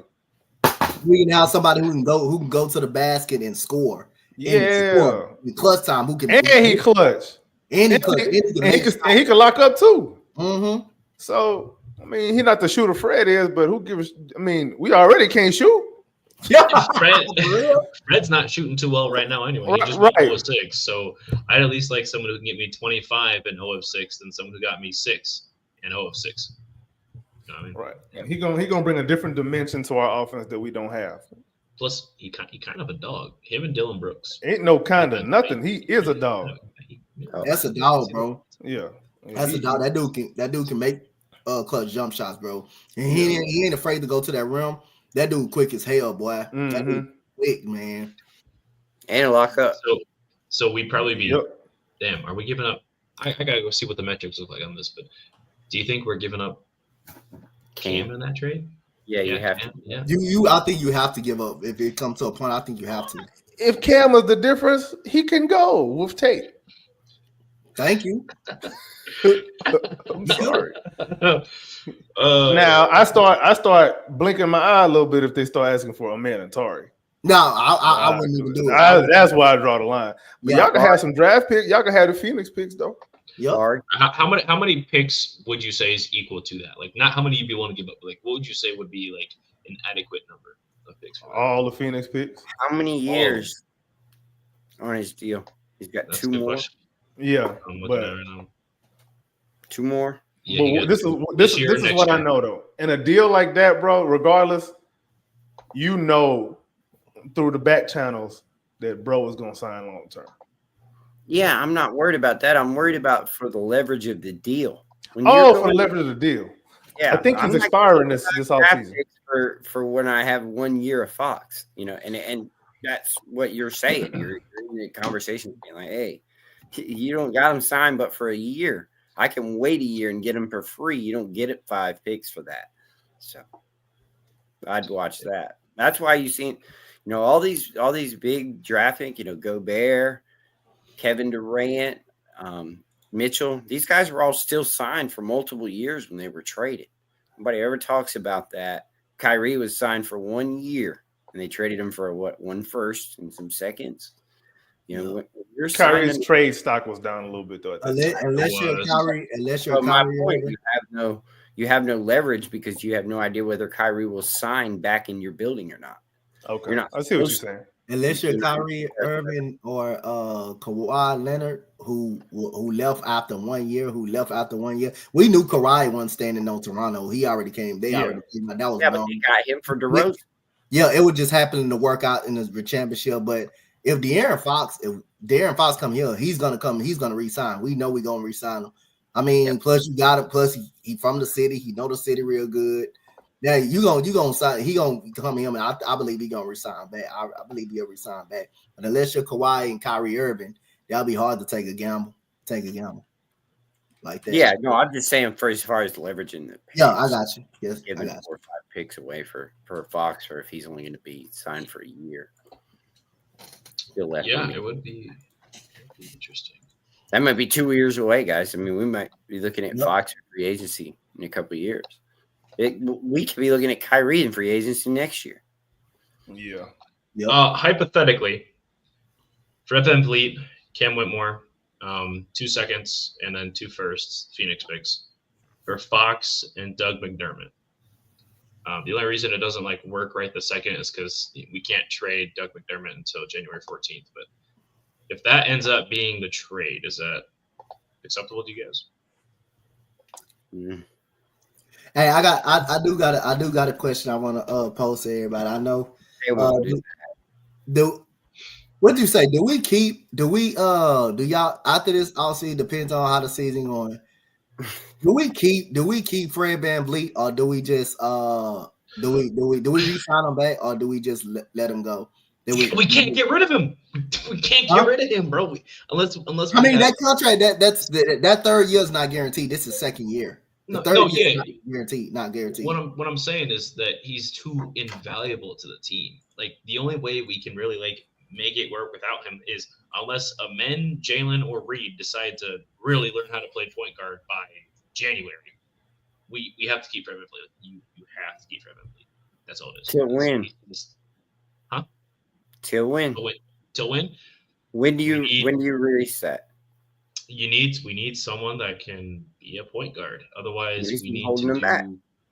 and he could, but when we see them out on the court, man, and Fred's not out there now, like obviously when Jalen's not out there, the offense looks like doo doo, right? Like it does. It looks like it's hurt, and even though Jalen ain't making shots, the offense looks pretty stagnant. It's not great. It's not a lot of ball movement. But when Fred ain't out there, the ball don't move at all. Or when it does move, how many turnovers we get on the court versus off the court with Fred VanVleet? That's something I think we should look into too. And I'm not the biggest Fred VanVleet truther out there, but I do appreciate what he's done to assist the team. Despite him going 0-6 multiple times in the season, he's important. His facilitating is very, very rare to come by. And like you guys see the advanced metrics out there. For a while there, he was turnover rate per drive. He was the best, like as in he had 0 turnovers per drive for the first 3 weeks of the season. Incredible. That's unheard of. Only one other person had done that, and that was TJ McConnell, because he's a freaking goat sometimes. I don't know. We can't get rid of Fred, bro. Not until someone steps up and proves. Well, as long as we have Fred, we have a positive floor. As long as we have Fred, we also don't have a very high ceiling. Yep. Damn. I can't say none of that. So if we got to win with Fred VanVleet, and it's going to require that next year, then let's pull the gloves off of these kids and let's just go full developmental for the rest of the year. That's just how I see it. I don't want Fred VanVleet to be my guy. Like, he's not my hero. He's my year. What I'm saying is so you're saying we're pretty much live and die by Fred VanVleet. If Fred VanVleet struggles for the rest of the year, then we're going to struggle. And if Fred VanVleet doesn't struggle, then we're not going to struggle. That I don't want to be on that. I want it to be turned over to these kids and see if they can sink or swim. At some point, we're going to have to figure out whether Reed can run the offense, whether it's that bad or it's serviceable. Can Amen do it? I agree with you. Find out. The turnovers are not there, but Amen turns it over a little bit. But, Amen also does have somewhat of an offense he's got to learn from. We got to do something. Let them run something. When they have Amen out there running the point, it doesn't seem like there's any actions whatsoever. They just kind of all look around like they're running each other. Let Şengün be out there. Let Amen run some of the offense, the regular offense, and see how it works. Let him run some of that split action off of Şengün. Let him be the ones running the screens for Jalen. Let him be the one cutting. Let's see him and Şengün and Jalen work off each other in that 3-man, that split action in those DHOs. See that be the actions we run instead of going to it when you got Fred and Dylan out there. You're right. Backup point guard is a problem around the league, though. Yeah. This is a problem all the way around the league for point guards. Is what I'm saying. Yeah, they're living in time behind Murray in Denver. You know what? For point guards in general, yeah, you're right. Think about it. Even like looking at elite teams, you had the Phoenix Suns, who Kevin Durant, Bradley Beal, Devin Booker. You're thinking, oh my gosh, that's going to be this type of offensive team, and they're able to do this and that. But when they didn't have a point guard, they got swept.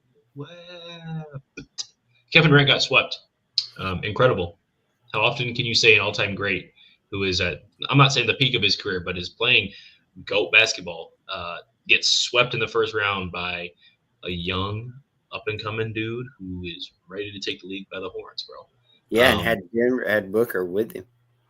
Yeah. It's not like KD was taking, I don't know, some bums, right? It was Devin, but who was just in the finals a couple years ago.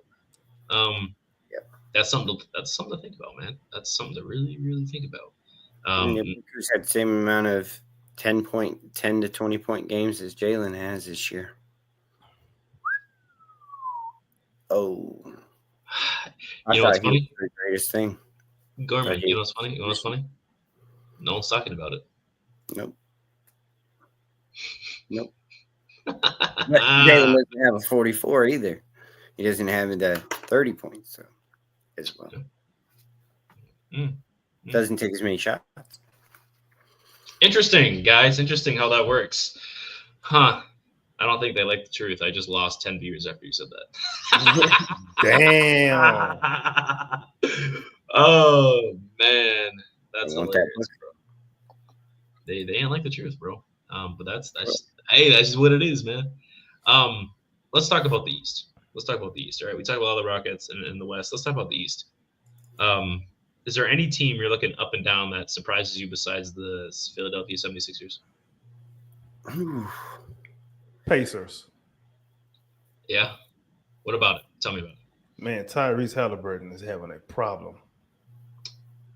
I don't know if it's his wardrobe that's making him play bad or what, but Lord have mercy. He looks bad. He does not look like the same guy from a season ago who was in MVP conversations. Holy Ever since he got crap. hurt after the in-season tournament, he's just literally been on a downward spiral. My goodness. Like, I don't know what happened to him, man.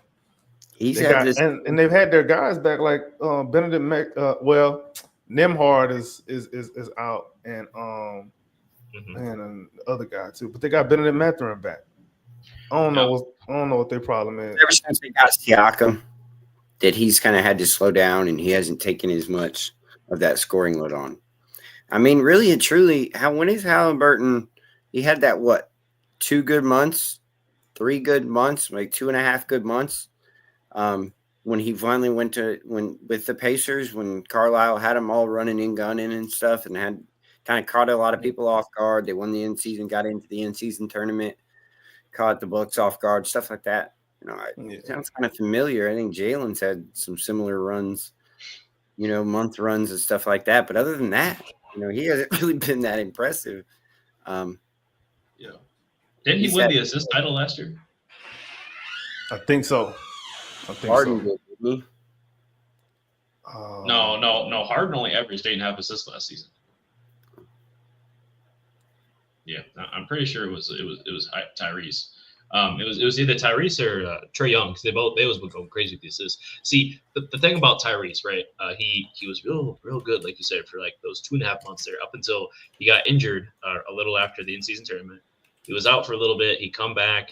He was getting his way back. Started to find his offense, and then he got Pascal Siakam, and then they went to the playoffs, and it was just like everyone was injured throughout the whole time. And this season, he's had one like okay game so far, and then the rest of it's just kind of been mid or worse.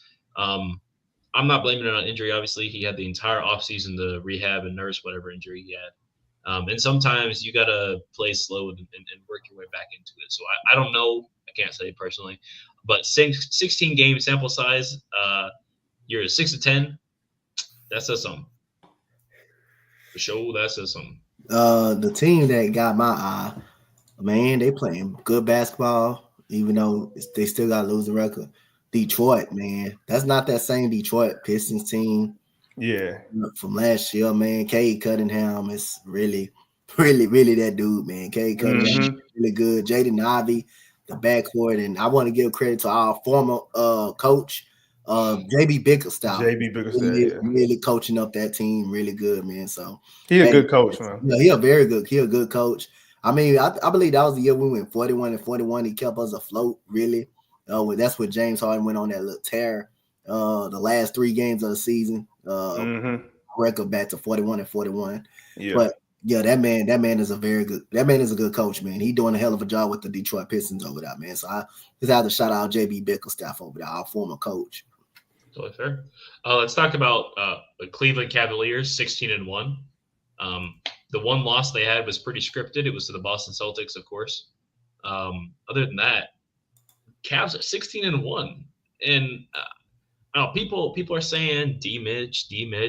Are you guys a fan of D-Mitch? I don't know if that's somebody you'd want to pursue for Houston or anything like that. But he signed an extension. Nice. Them talks are dead, bro. Especially if they're winning. Them talks are dead, bro. Yeah, he's 16-1. That's it's pretty impressive. They tied us for I think third longest winning streak ever in NBA history. Like that's pretty crazy. To start the season, I think. Yeah. It was 15-0. Yeah. That's insane. They got a lot of shooters over there, man. They got a lot of what? What was Shooter. Oh, shooter. What's that? Ty Jerome, yeah. Ty Jerome, Sam Merrill, Max Strus, Mitchell Garland. They can all shoot it. You surround those two big guys with shooters like that and play defense. Their team is shooting 41% from three. Say that again. Say that again. Their team is shooting 41% from three. Yeah. Wow. Yeah, if we played them, we lose them by 50. We don't play them until like much later, right? Please, Lord. What's gonna be different between now and then? My belief system. I was told Ben Sullivan supposed to be the shot doctor. He done broke so many shots on this team. I'm starting to have second thoughts about him. Cam Whitmore. We might need to trade him. Yeah, can we trade assistant coaches during the season? We put him in the deal for somebody. Man, we made him gave somebody. He made him gave our shooters a shot or something, a little shot in the arm or something. God, maybe that's the shot that they was talking about. Yeah. He gave him a COVID shot in the arm. COVID shot or something. He did something to them boys. Nasty work. The Celtics. Go ahead. What if it's the slow roller? What if Ime's just kind of like slow rolling it, kind of like he did last year, and then he brings out all the big guns and all the good offense. And everything. Nah, it ain't no reason for him to slow roll it right now. None whatsoever. Who are you trying to acclimate? Sure, there is. If you're 12-6, you're still winning games on the back of your defense. Sprinkling. But the reason to slow roll though is you implementing a new. Let's say you got a new point guard, you got a new big man. Usually, but if there's anything in between, you don't really have to do much different. Man, it's the same point guard and center combination from a season ago. It's the same players, pretty much the same rotation from a season ago. What are you doing different that you didn't already do last season, at the end of the season especially? If anything, we need to get back to what we were doing at the end of the season last year. Yeah. But we didn't have to implement so much stuff. We have to bring in new Reed's going to have to learn to play that backup point. You're going to have to get Tari implemented in. You're going to have to bring back Cam, and he's going to have to get put into this rotation at some point. You don't have a Michael score to put in it. You need Cam. Mm-hmm. I still think there's things that need to be ironed out. I don't think this is near. Yeah. I think there's a long, long season, and I think he's trying to go for the grind. That's why you're not seeing Şengün play over 30 minutes. Şengün don't play 30 minutes a game? Oh, my gosh. Interesting. That's also why I believe you're not seeing – and Ben Dubose brought this up. This is a real interesting point. He brought this up on Will and Brado. Shout out to them. You're not seeing a lot of backup five out of Jabari because, it's a long season. You want to put him back there and get banged and bruised and such like he did last year. Remember, he had ankle flare-ups and such. And, he's just not built for that. I think, like I said, I think they'll shoot up the speed and the pace will go up once they kind of get – last year, I believe they were really trying to get some type of vanilla offense going. And now the same idea this year. Now they've sprinkled in a little bit of a mix of the split action, a little more DHOs. You're seeing a little bit more. And it's just kind of getting ramped up more and more as we need it almost. And, last night wasn't a very good case study on it. But if he starts to ramp it up and they really start to get it and then increase the pace with it and they understand it and they can run that actions and run those sets quickly, you might see a lot of different of an offense come, second half of the season. I hope you're right. But I don't know how different the offense is going to look. That's going to make shots go in the damn rim. But, hey, we shall see. I agree. We hoping. I still think no matter what, pushing the pace, I think, is going to – I know it sounds easy and like a bailout, too, at the same time, but we got to push the pace more, man. We just don't. Push and pee. Yeah. Another team I think that's doing well tonight. And I do agree. Another team I think that's doing okay. The Magic without Paolo Banchero. Right now, they're on a 2-game win streak. And despite without being them, they're still above 500. They're still afloat. That boy, what's his name? Franz he's nice. He's nice, man. He's 6'10". Damn. 6'10", can play make. You know what I'm saying? He's nice. Yeah, he really a do-it-all swingman. He's gonna be an all-star this season. Yeah, Really shooter. him and Ponchero's over there. Yeah, I mean, they ain't got nobody his else shot to has have improved. so. Yeah, his shot has really improved this season. I think he's similar to Jalen with that rhythm shooting. When he didn't start shooting the ball that well. When Paulo's on the court and he's not getting all these shots and getting the ball in his hands and kind of getting into rhythm, he doesn't shoot it that well. Yeah, that's true. No. Last team I got that's kind of not necessarily on my radar, but is on my WoW watch. The Toronto Raptors. Please. The Toronto Raptors gave up a first-round pick for Jakob Poeltl, and they're 4-12 right now. Yeah, Toronto that bad? Yeah, bro. Look, ain't they last in the East? No. They're one of the worst.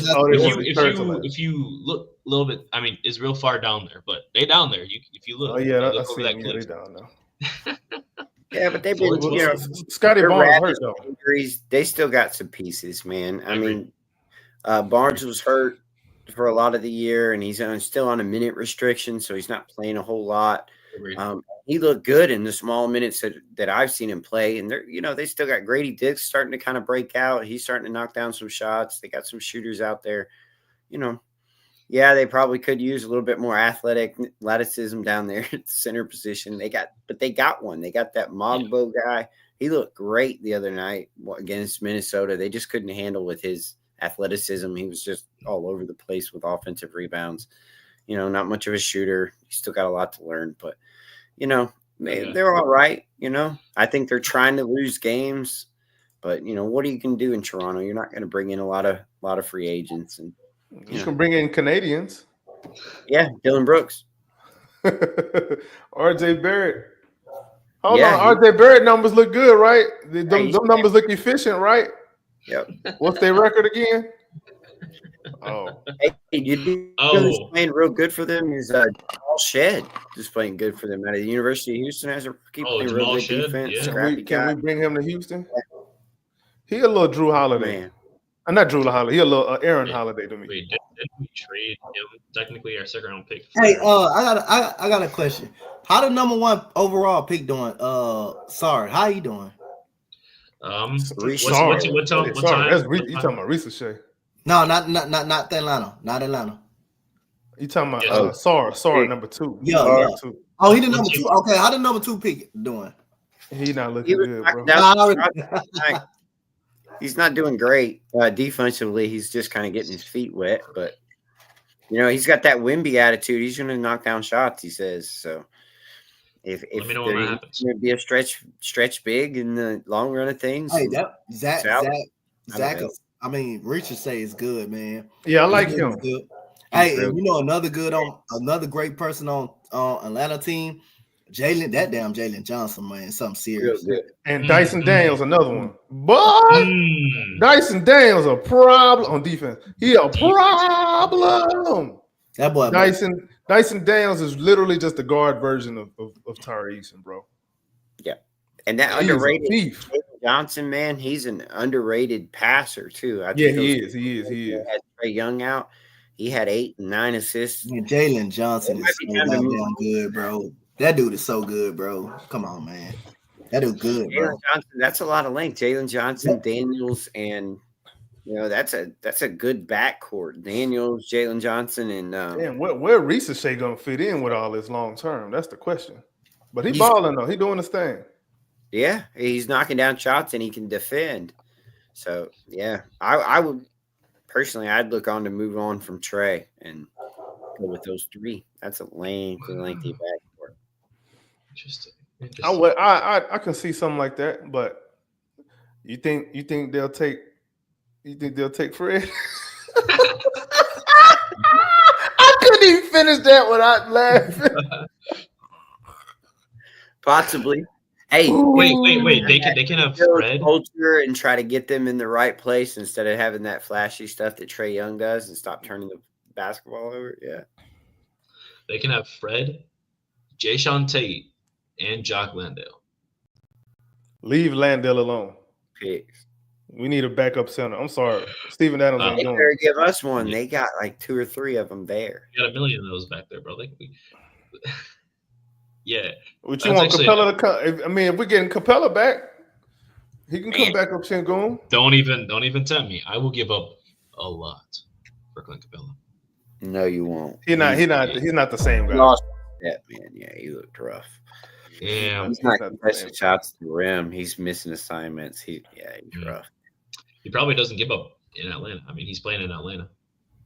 Yeah, but Quinn knows how to get a big man in the right spots. He had Gobert. I don't know. I would kind of give up on the Capella coming back to Houston train. Last team. Brooklyn Nets 6-10 right now. They're looking okay, kind of where we thought they'd be, maybe a little bit better. Cam Thomas looks really nice when he's on and when he's off. You know who he reminds me of? I won't finish that sentence.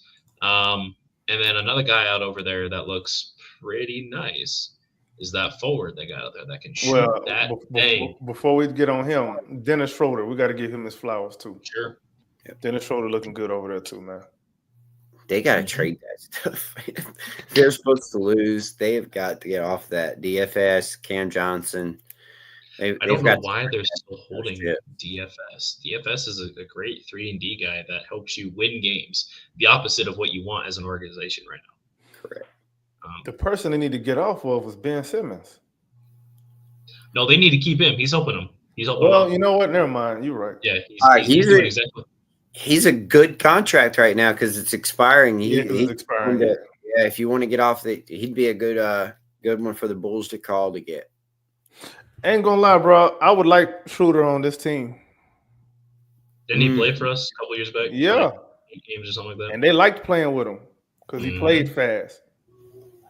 He would be a nice backup point guard. He'd be a nice starting point guard too. You like him over Fred? Right now, hell yeah. Okay, no, I'm just genuine question. Just for fit purposes. Back then, he knew Schroeder knew we wasn't winning no games. Now you telling me if he can come in now, he'll help us. Schroeder help us. Yeah. AL Brooklyn. We'll take Schroeder and that other dude you got back there. What's his name? Cam. I don't want Cam Thomas. The shooter. Yeah. Not Cam Thomas. The other one. Cam Johnson. Yeah. Yeah, Johnson. Cam Thomas. Something about him rubbed me the wrong way. I don't think he'll ever be a winning player, bro. I don't think you can win with guys like that. You don't care. What's you? What about him? Don't you like specifically? Get it out. I'm interested. It doesn't like when you watch him. He seemed like a me guy, like all the time. Like it's all about. He did play with James Harden, Kyrie, and Kevin Durant. You gotta get his shot. Like who you think you are? All right, cool. You putting up pretty. Cam Thomas seemed like he's a player that's just gonna score a lot of points. He's gonna score 25, but you ain't gonna be able to win with him. Yeah, like he's good to have on your fantasy team. Yeah. He can't defend. He can't defend. He can't really run the offense. He's just out there. Can I play devil's advocate here? Go ahead. You know who that sounds like? What's up? James Harden. I already know. Everything you guys just said about him being able to put up points, do what he wants on a losing team, you can't win with him. You know who they'd be saying that about for us? James Harden. You said Jalen Green. You think it sound like Jalen Green. Jalen Green. They'd be saying that all the time. When 2 years ago when we was an AAU basketball team, what was they saying about Jalen Green? They just didn't take him with the second overall pick, though. Yeah, that's the difference. Is the same conversation, it's just different pick, right? Yep. I ain't gonna lie, Cam Johnson will be nice. I don't know if he gonna come with a doctor or something because he don't drink enough milk, bro. Like he be hurt a lot. So far he been healthy this season, but he like to be hurt. And he was okay for like the first 2 seasons for Phoenix, wasn't he? And then he started to get hurt once they started winning games. Yeah. But who? I mean, all right. Let's say we get Cam Johnson. Who gone? Who out of there? Dylan gone. Dylan probably. I don't know if we even want to move off of Dylan right now. Dylan is a culture setter for us. The money. I agree. Making good money. But Cam Johnson is. Yeah, that's true. He 9 figures, ain't he? 25-ish. Yeah. Okay, Cam Johnson. Hold on. I don't know if that's for real or not. Hold on. I thought he was making 18. He makes more than how much he making? I thought you said how old is he? Oh yeah. No, I'm pretty sure he's making $100 million. Yeah, he 9 figures. Yeah. For 4 years. I Yeah, think it's 4 years. Yeah. Incredible. I thought he was making 18. Nah. Incredible. All right. Yeah, I wonder what the trade machine says. Let's find out. What about Miami Heat? About the Miami Heat just beat Dallas.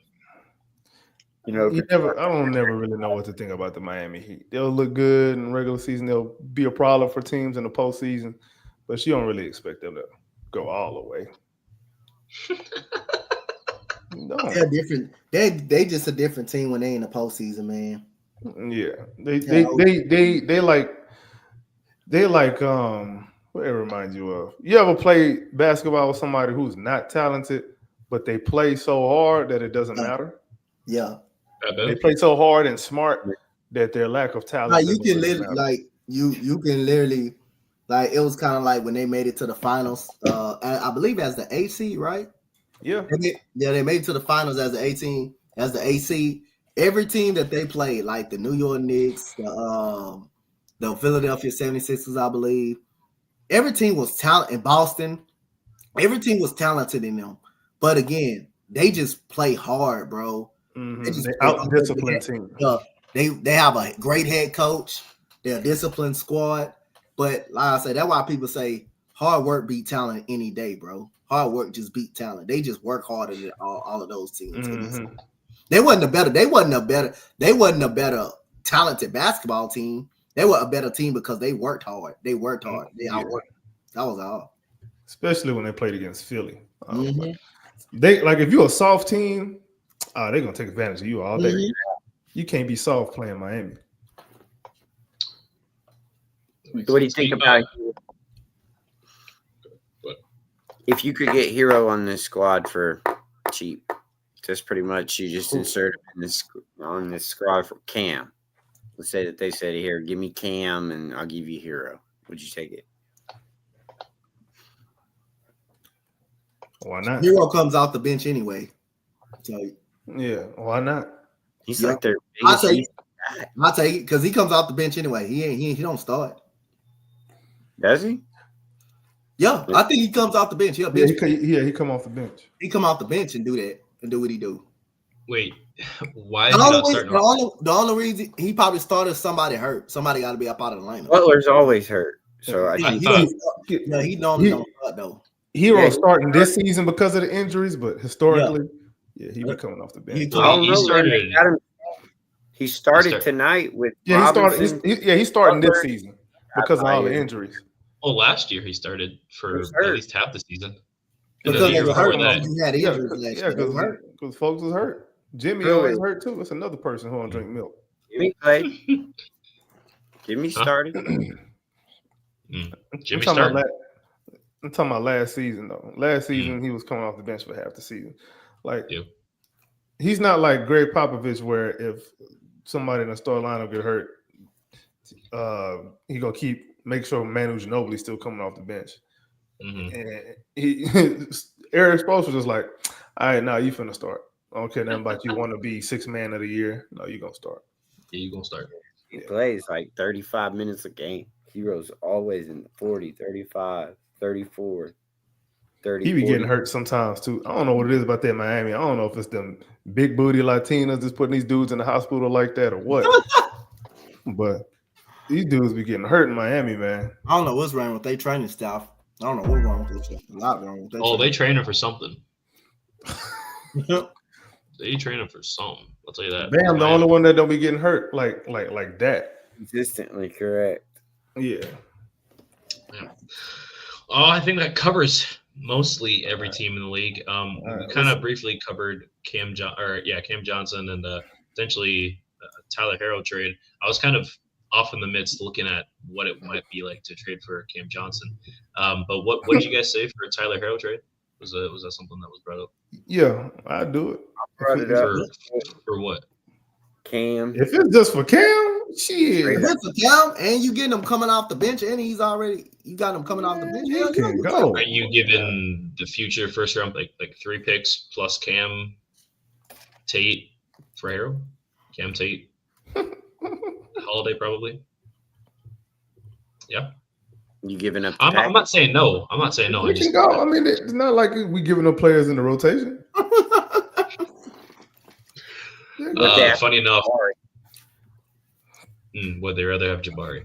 That's a good question. What if they ask for Bari? What if they say Bari, Picks, and Tate and Filler? Yeah, that's where I start drawing the line. Yep. No. Because if you getting a young Cam, if you getting Cam Whitmore who's not in the rotation, you like I say, I add a goddamn Jayshawn Tate up in now.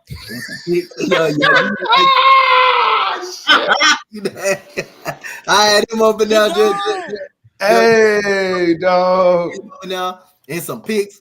Yo, you getting a bench player that can come off the bench and light it up too. You getting him? They don't have no problem. They don't have no problems coming off the bench. You getting him too?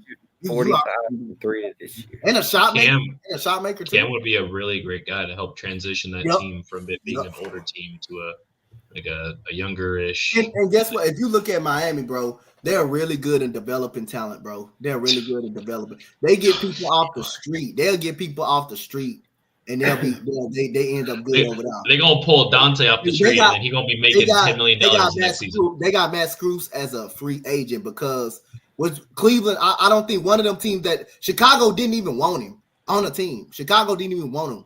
They let him go, and the Miami Heat got him, and look where he at right now in Cleveland. Money, balling, making waves. Caleb Martin. Hey, didn't nobody know who damn goddamn Gabe Benson was?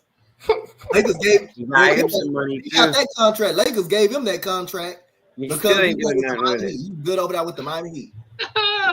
Yo, you're putting up Tony Stone eyes. No, and you're not doing good over there with the Lakers. You're not doing great. You've been trash with the Lakers. But I'm just saying that just speaks on how good Miami develop players and get players together. Yeah, Caleb Martin doing it too. Caleb Martin, yep, same thing. Same thing. They have both brothers, Caleb and Cody. Yeah. Cody over there. Cody's balling in Charlotte, wasn't he? Yeah, he's nice. I like Cody Martin. You got that what's that Jaime Jaquez, Jovic over there. I like Jovic. He could shoot that thing. Mm-hmm. That's what we need. Yeah, he's not afraid. For sure. Right, damn. I think we can move on to the last portion of That's it. That's all we got for this section here. It's time to move on for the last bit, like you talking about here. This is the fun part, okay? We got to take one topic that we come up with or something that we're coming up with on the fly, aka me, and we're gonna talk about just some important things that we're noticing, witnessing, our own unique topics. AK, you seem really interested. You're real focused, and that hairline look crisp. So go ahead and take it away, boss. Well, you wrong for that. You low key told me crisp. You wrong for that because you know what you're doing. But it's all right. I'm gonna get you back one of these days. All right. So I know y'all don't let me find you. So yeah, bro.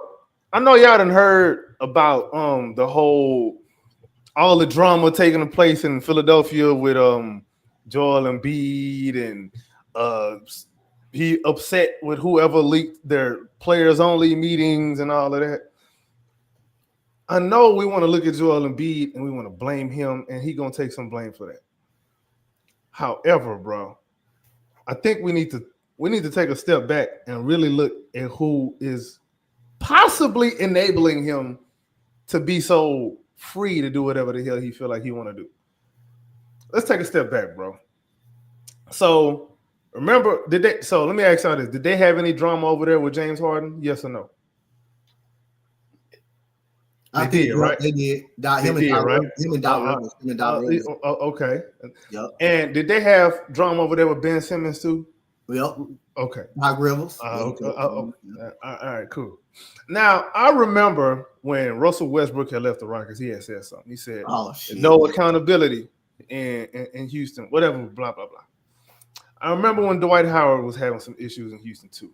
I remember what Kevin McHale was saying when he had left. He was having some accountability issues too.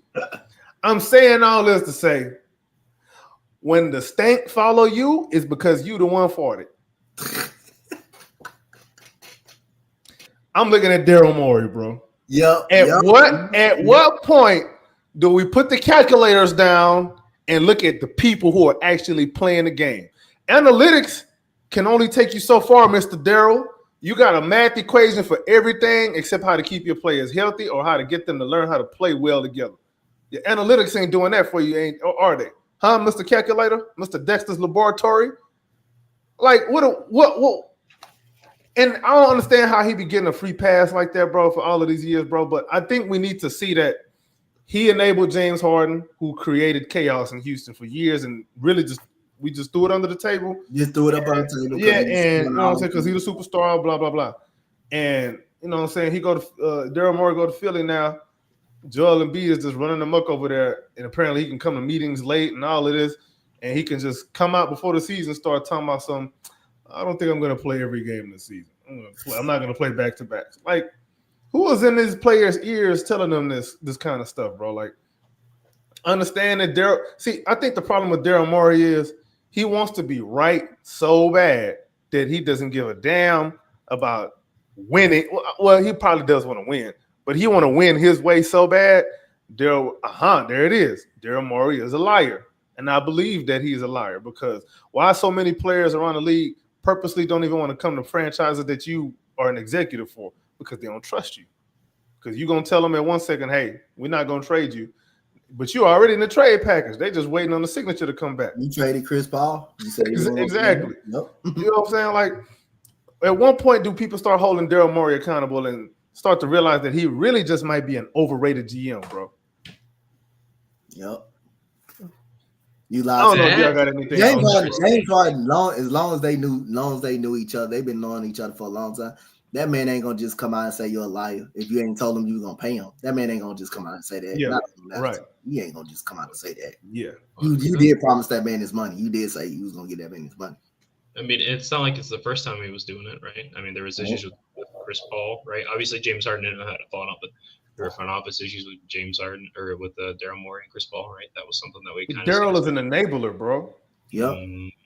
You think any of that can fly in Miami with Pat Riley? Really, the same thing that AK was talking about was the same thing that goddamn James Harden was doing in Houston. The only reason James Harden got a pass because it was nights he carried us. He carried us a whole bunch of nights he carried us. So we even after doing all of that. Yeah, because we kind of overlooked that. But James Harden showed up late in meetings too, which was Russell Westbrook came out and said that he showed up in the film rooms late too. He did all that, and like I say, he didn't. I don't think he rode with the team to the arenas at times. At sometimes, no, that was leaving his ass in Houston. That's what it was. So same stuff Joel Embiid did was what James Harden did, but goddamn, I mean Daryl Morey, if he's 100% healthy, if it's nothing wrong with him. You gotta tell him to get his big ass out there and play, bro. Yeah, dog. Y'all 12, y'all like 13, 3 and 13. Because you want that whole salary though, don't you, Joel? You can't afford to keep sitting that man down. Keep sitting that man down. Like y'all 13 and 3. You sitting them down. You just sitting them down. Like y'all winning games. And remember in Houston when Daryl Morey was an executive, there was always some kind of leaks. Always some kind of leaks to the media, bro. Ain't that been happening since he been in Philly? Yep. At what point do people realize they start to put the pieces together and realize that if I put all the pieces to this puzzle together, it looked like Daryl Morey picture. Come on, man. Like we gotta hold that man accountable at some point. I mean, I ain't no 76ers fan or nothing, but I just don't like when dudes be getting away with murder like that. Yeah, I see what you said. I agree with you on that one. We also got to remember, though, I mean, we got to give the man a little bit of credit. He did draft these guys. He does have the guys, they still have all their picks. They still have money to play with. I mean, it's not like they're in bad shape. It doesn't work. You know, if they get rid of they get off the Paul George contract and they start running with the Maxey, McCain. I mean, there's still options still available. I do agree with you. He might be an enabler, but where's the coach? You know, Nick Nurse is supposed to be this hard, break down kind of guy. Doc Rivers was there last year. And if they were all getting away with all that kind of stuff, then you got the wrong coach in the building. Yep, you do too. The coach got to get some of that too. I do agree with you that Daryl Morey does do it. He's not the GM there; he's the president of basketball operations. I agree, but holding him accountable when he's not really. He's putting out a product. They're like what? They're always in the top 2 or 3 and putting stands in there or putting people in the fans in the stands. So they're still hope in the East for Philly. I know it doesn't look great right now, but the East is not trying to win games. These teams are actually viably trying to lose games. So Sixers trying to lose too. Yeah, I mean, but what? This might not be the worst year to end up with a great pick. They end up with a good pick this year and get a top 10 pick. So might not be the worst thing for them. And they own part of ours. They had something to do with that Clippers and Oklahoma City. Oh yeah, that's true. Yeah. Let me ask you this then. First coming this year, and they've shown a recent ability to draft the right guys. And I like Maxey. I think Maxey can be a positive on their team. I don't think Murray drafted Maxey. No, I don't either. But he also didn't get Ben Simmons either. He didn't have anything to do with it. Yeah, but I just meant like as far as like drama in a franchise. Yeah, but you named all that stuff, and you also named it all with Embiid was still there too. So yeah, true. But my point is this: when the stink follow you, we know who did it. Right. But I argue that there's more stink around Embiid than there is Morey. You can give him James Harden, all that and everything, but we are contending for titles. We wouldn't have been there without Daryl Morey. Never would have had that opportunity without Daryl Morey. And he kept giving Harden what he wanted with the Westbrook and the Chris Paul and the Capella sending him off stuff. But I ain't taking none of that credit away from him. I'm just talking about the intangibles part, like the human piece of it. He has no idea what to do with humans. He know what to do with computers, though. Computers and math equations. Like it's like he doesn't have any of the interpersonal skills that kind of you need as an executive.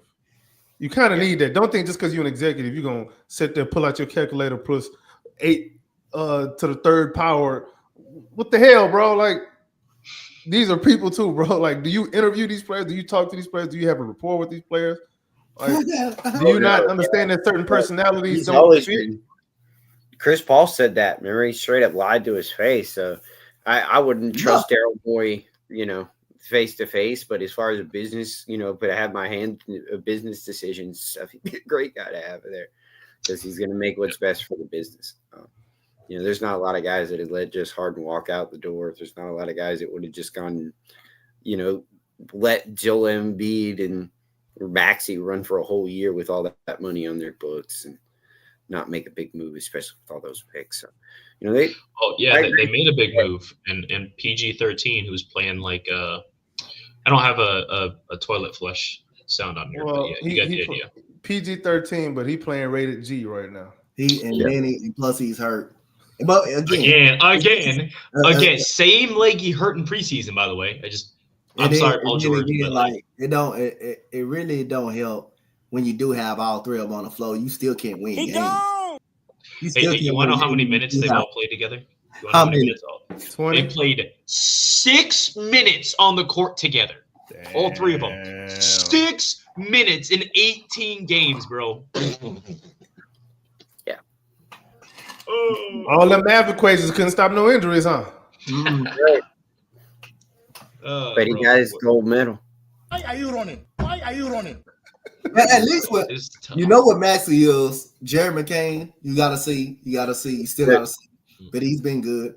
But goddamn, you still can't win games, even with Joel Embiid and with Maxey.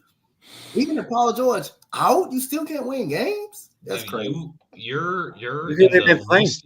You're in the Eastern Conference right now. In the Eastern Conference, you getting your head beat in. No, not the Eastern Conference, the Leastern Conference. Yeah. Where do these analytics go with team chemistry, man? Is there analytics for that?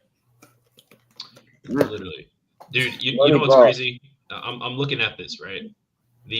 Their third seed with 11 wins right now at what is it? Hang on, 61% win rate. That is our 5th, 6th seed right now. Okay, so looking at that, and then it just completely dives. They have 4 teams above 500 in the East. Everybody else is under 500. We have 12 teams 500 and above in the West. That just speaks how value the And- West is, how good the West And the Sixers are still this garbage.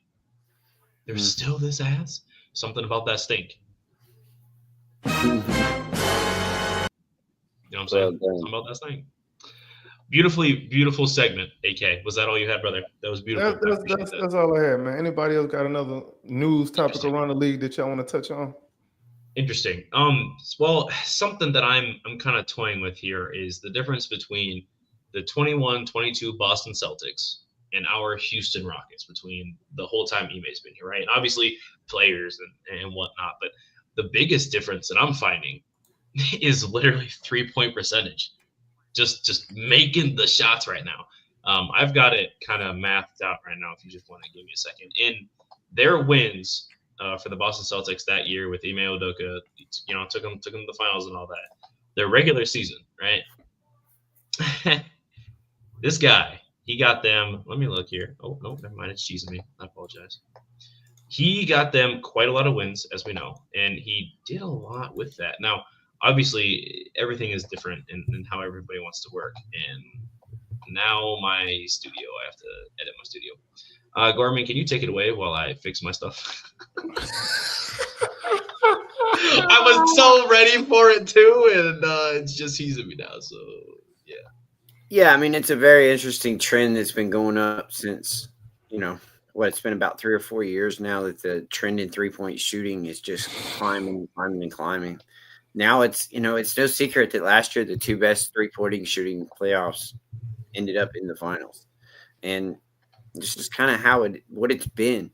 I do think it's interesting that there's a lot of conversation about having good 3-point shooting all around your team, but then there's also conversation about having a superstar that can shoot threes, and there's just not a lot of them. Most of them are mostly can kind of 3-level scorers or bigs. I struggle to see that superstar kind of working for much longer. I think it's going to take a good group of 5 out on the floor to start winning championships from now on. That's good. I actually like that. I do believe like Boston did last year, it's going to take you're going to have a solid group. I don't think that you're going to get away with having non-shooters on the floor anymore. And I think you're going to have a whole lineup of shooters, when it's all said and done here in about a year or 2. Damn, I mean, we're going to be out the league. Rockets ain't going to be in the NBA no more. They're going to be demoted. Milwaukee won with that. They won with that, driving into paint and making everybody make threes on them and defend the 3 real well. That's how they won the title.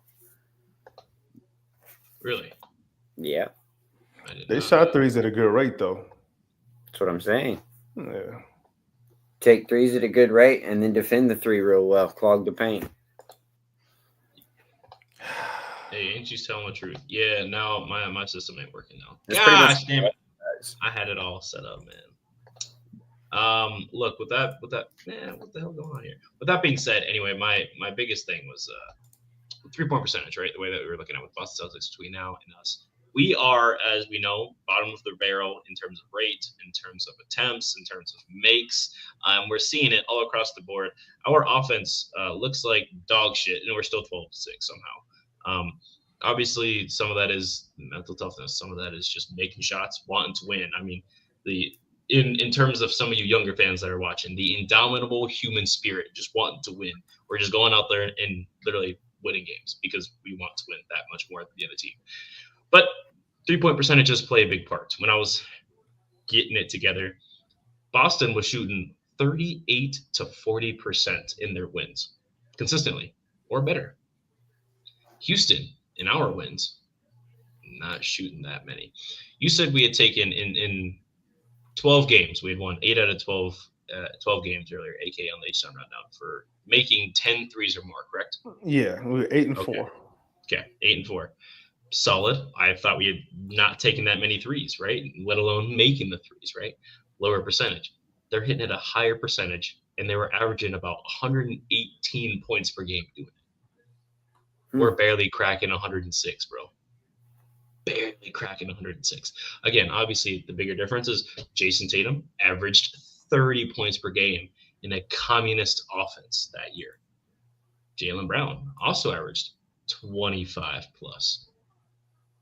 It seems like after they figure out the hierarchy they would start getting around the All-Star break, that once they figure out the hierarchy and who needs to take the shots and who needs to be that guy, they completely took off.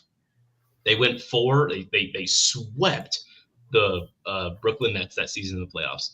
They beat the dog shit out of the Bucks and then beat the I think it was the Heat in the conference finals again. I think that was in the 6th. Beat them and went to the finals. And yes, did they lose to Golden State? Yeah. Trust me, I was rooting for Boston. The only time I've ever rooted for Boston in my life.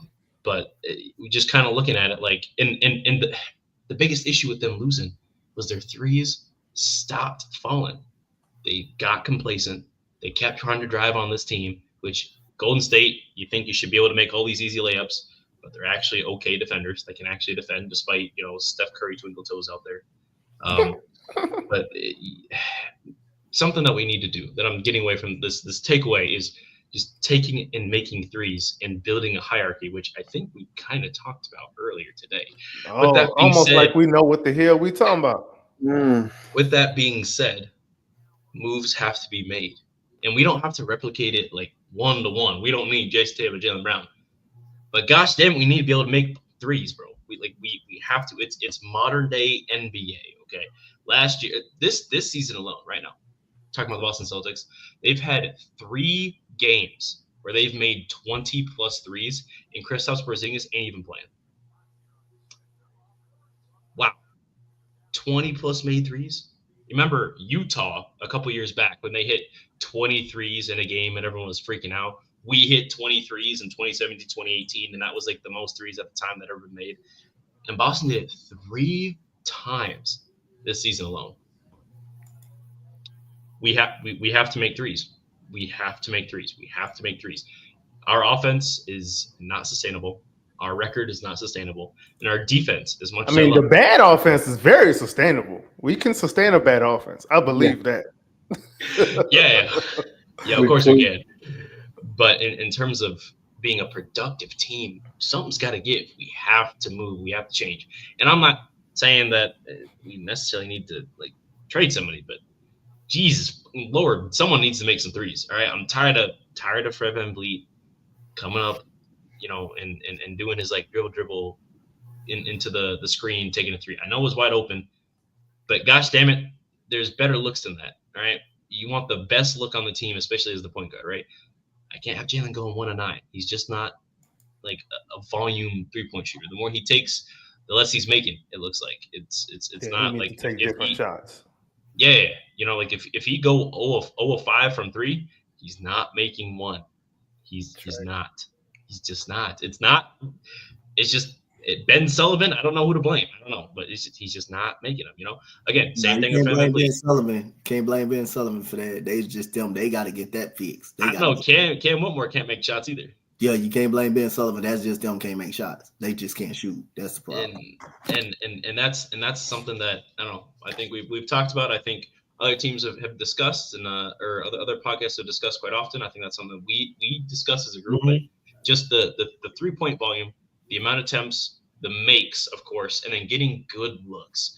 It's not efficient to run 2 people out there that can't shoot. It is not viable any longer in the NBA unless you are shooting 41% from 3 as a team, aka the Cavs. My question is, how sustainable is that throughout the season? Because everybody gets into a drought. You have to be able to make offense somewhere if your threes don't fall. And guess what, boys? We can't do either. So that's just kind of we need to be,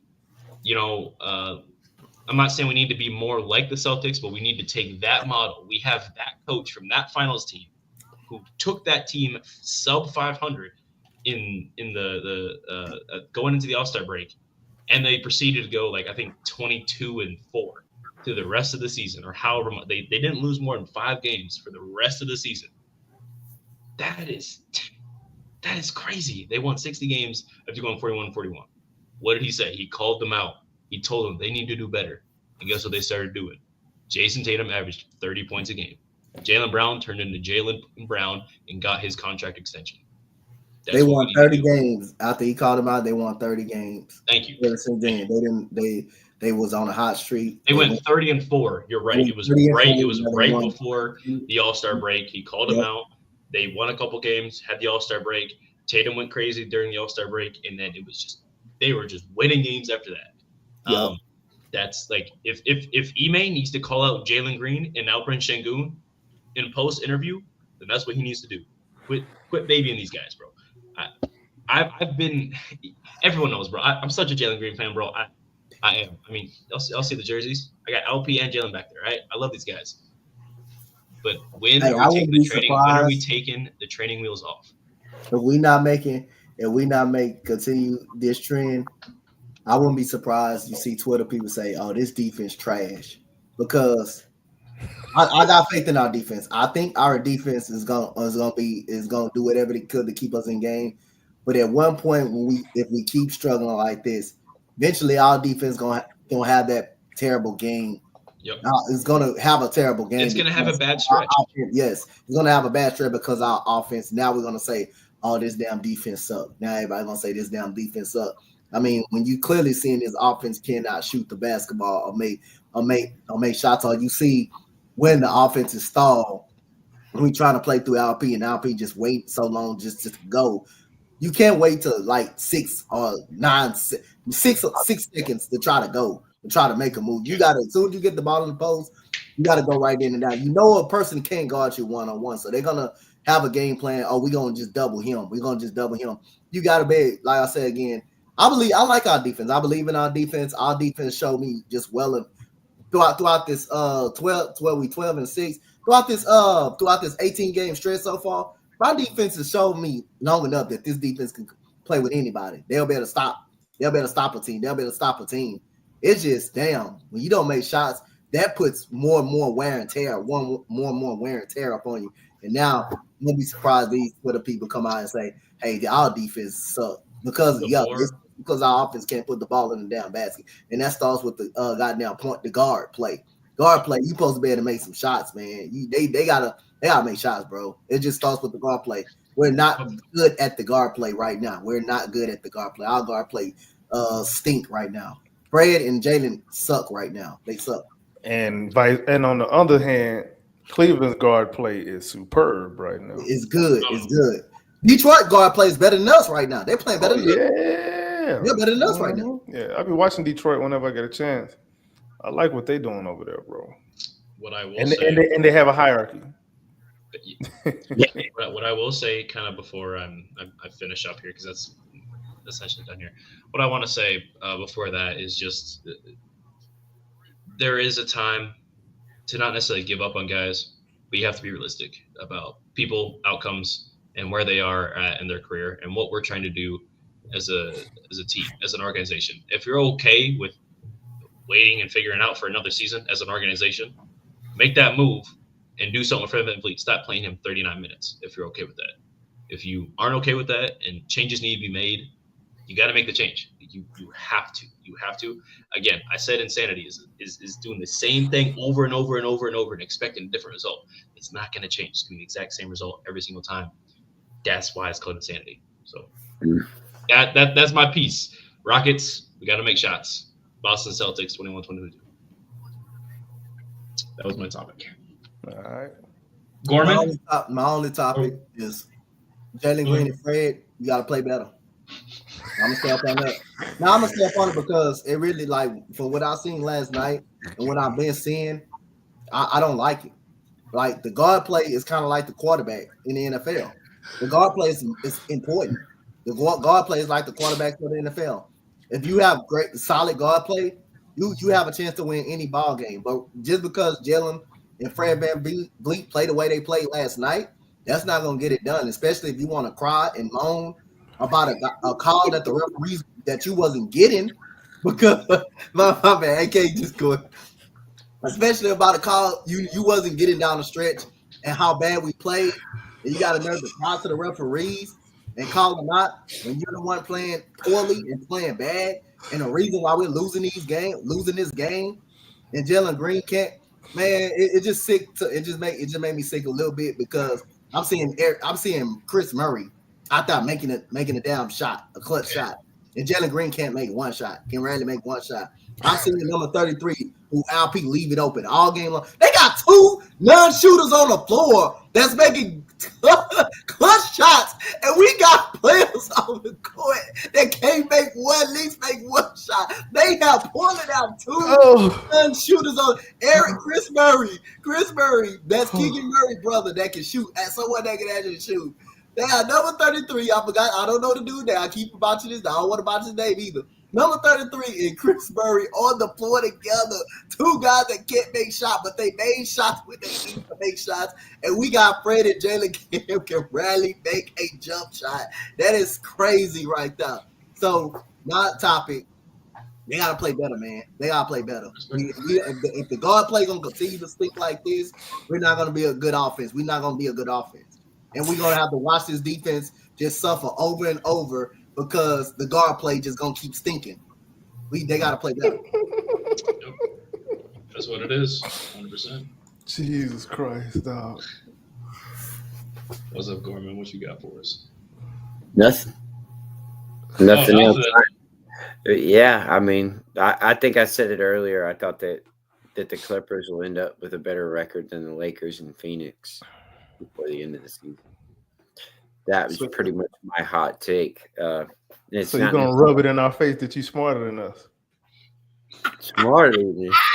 That's all right. No, it's cool. We know you're smarter than us, bro. You had that. You got that right. Nah. But you on point with that. Yeah. I do believe I didn't see that. Something I will say is I think that Sixers game just got done a little bit ago. Top comment under the loss. The Sixers look like they're 1 MVP caliber center and 1 all-star wing away from being a good basketball team. That's funny. Wow. They lost by 26 to the Clippers, 125-99. Harden had 23 and 8 assists and a plus 30 and didn't play a minute in the fourth quarter. That's nasty. No. He didn't play not 1 minute in the fourth? Not a single minute. Derek Jones Jr., 7 of 10 from the field, 18 points. Yeah. Well, when you don't play a minute in the fourth quarter, that's how you know you whooping somebody's ass, boy. Mm-hmm. They were killing them, and they started coming back late too. Sixers come back late. That's crazy. How are the Sacramento Kings 5 of 6 from 3? Fox has 16. About 2 minutes into the second, and they're losing by 13 to the Nets. That's weird. Just same reason he had. Oh, Sabonis look like he high. Hey, the same reason he scored them 60 points and they still lost. Sabonis got 3 assists. Hey, Fox. You scored 60 points. We gotta lose the game. Spot for you right here, buddy. That's unheard of. 60 points, you still losing the game. You still lost. Oh no, I know someone who did that before. His name is Devin Booker, and he scored 70. But the Phoenix wasn't good. They were tanking at that point. They were tanking. They weren't trying to win no games. I still gotta do it. Still gotta do it. 70 points in a loss. They weren't nowhere near competitive. Yeah. So Booker's had some pretty good teammates and hasn't had great success without Chris Paul, Kevin Durant. And then Chris Paul go to San Antonio. God damn it. Now remember, he went to Golden State first and blew them up, and then went to San Antonio. Yeah.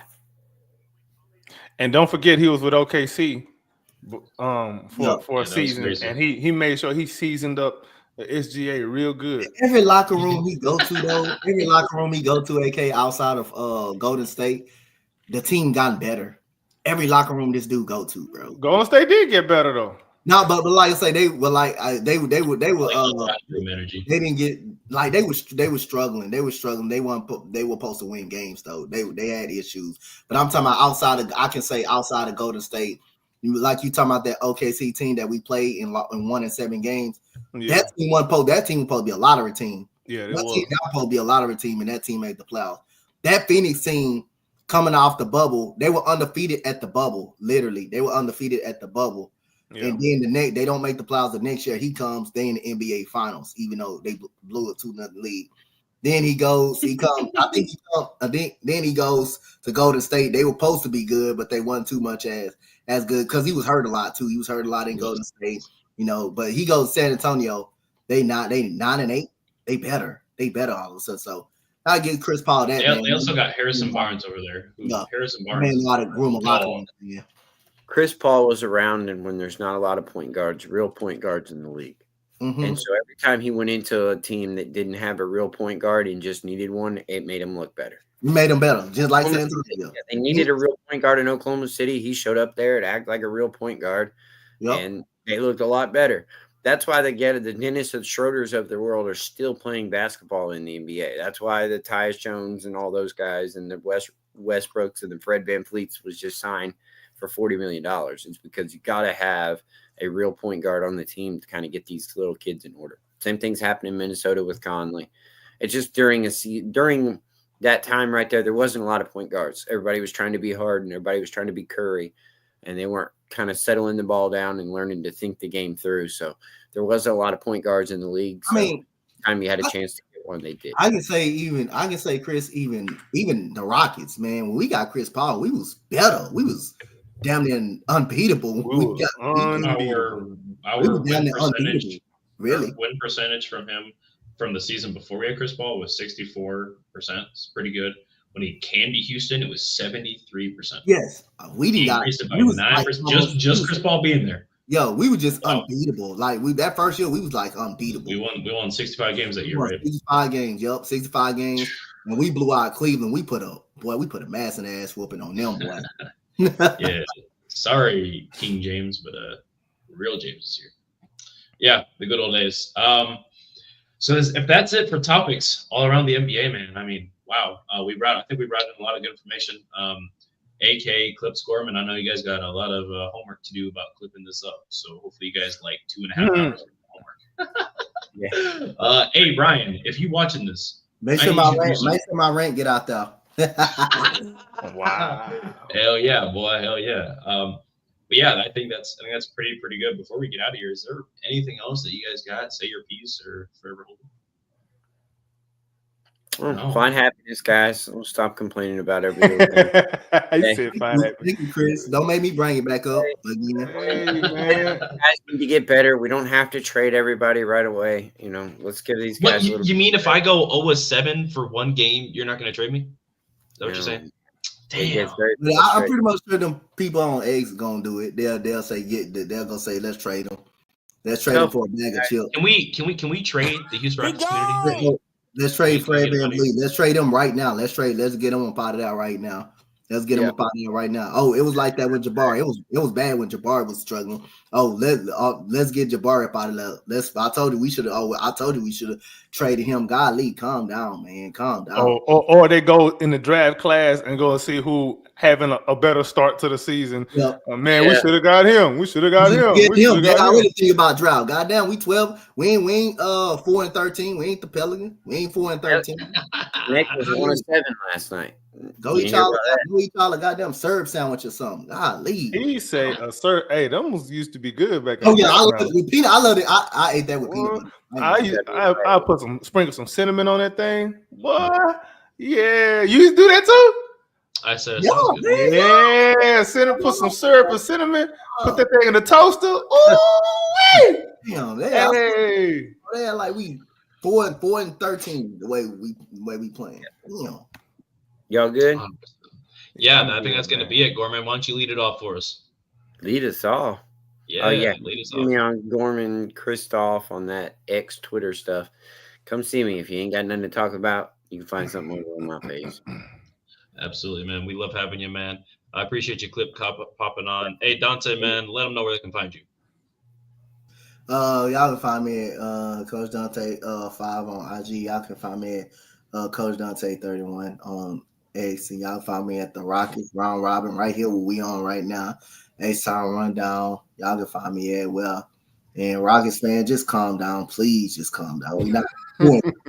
Not for 13. Just chill. Take a chill pill, enjoy Thanksgiving, and just be happy for goddamn once. Damn. Yeah. He said, enjoy Thanksgiving. These people don't have families that care about them, bro. That's why they act like this. AK, where can we find you, brother? You can find me on X at AKinfinity_VVS. You can also find me on YouTube at the Rockets Propaganda Channel. And that's where you're going to get all of my personal takes. And we got some stuff coming out this week. Stay tuned. That's all I got. Absolutely, guys. This is the Rockets Round Robin. Be sure to follow Dante and I at the H-Town Rundown on the H-Town Rundown on X, Instagram, as well as YouTube. We got a lot of things going on out there. Hopefully, some new stuff coming out for Rockets Round Robin as well as H-Town Rundown. We got a lot going on. Then follow me, your host, Preston, at drip2bs_GAWD on X, Facebook, Instagram, as well as Twitch. Thank you for watching. Thank you for listening. And hopefully, there's more to come, of course. Happy Thanksgiving and quick.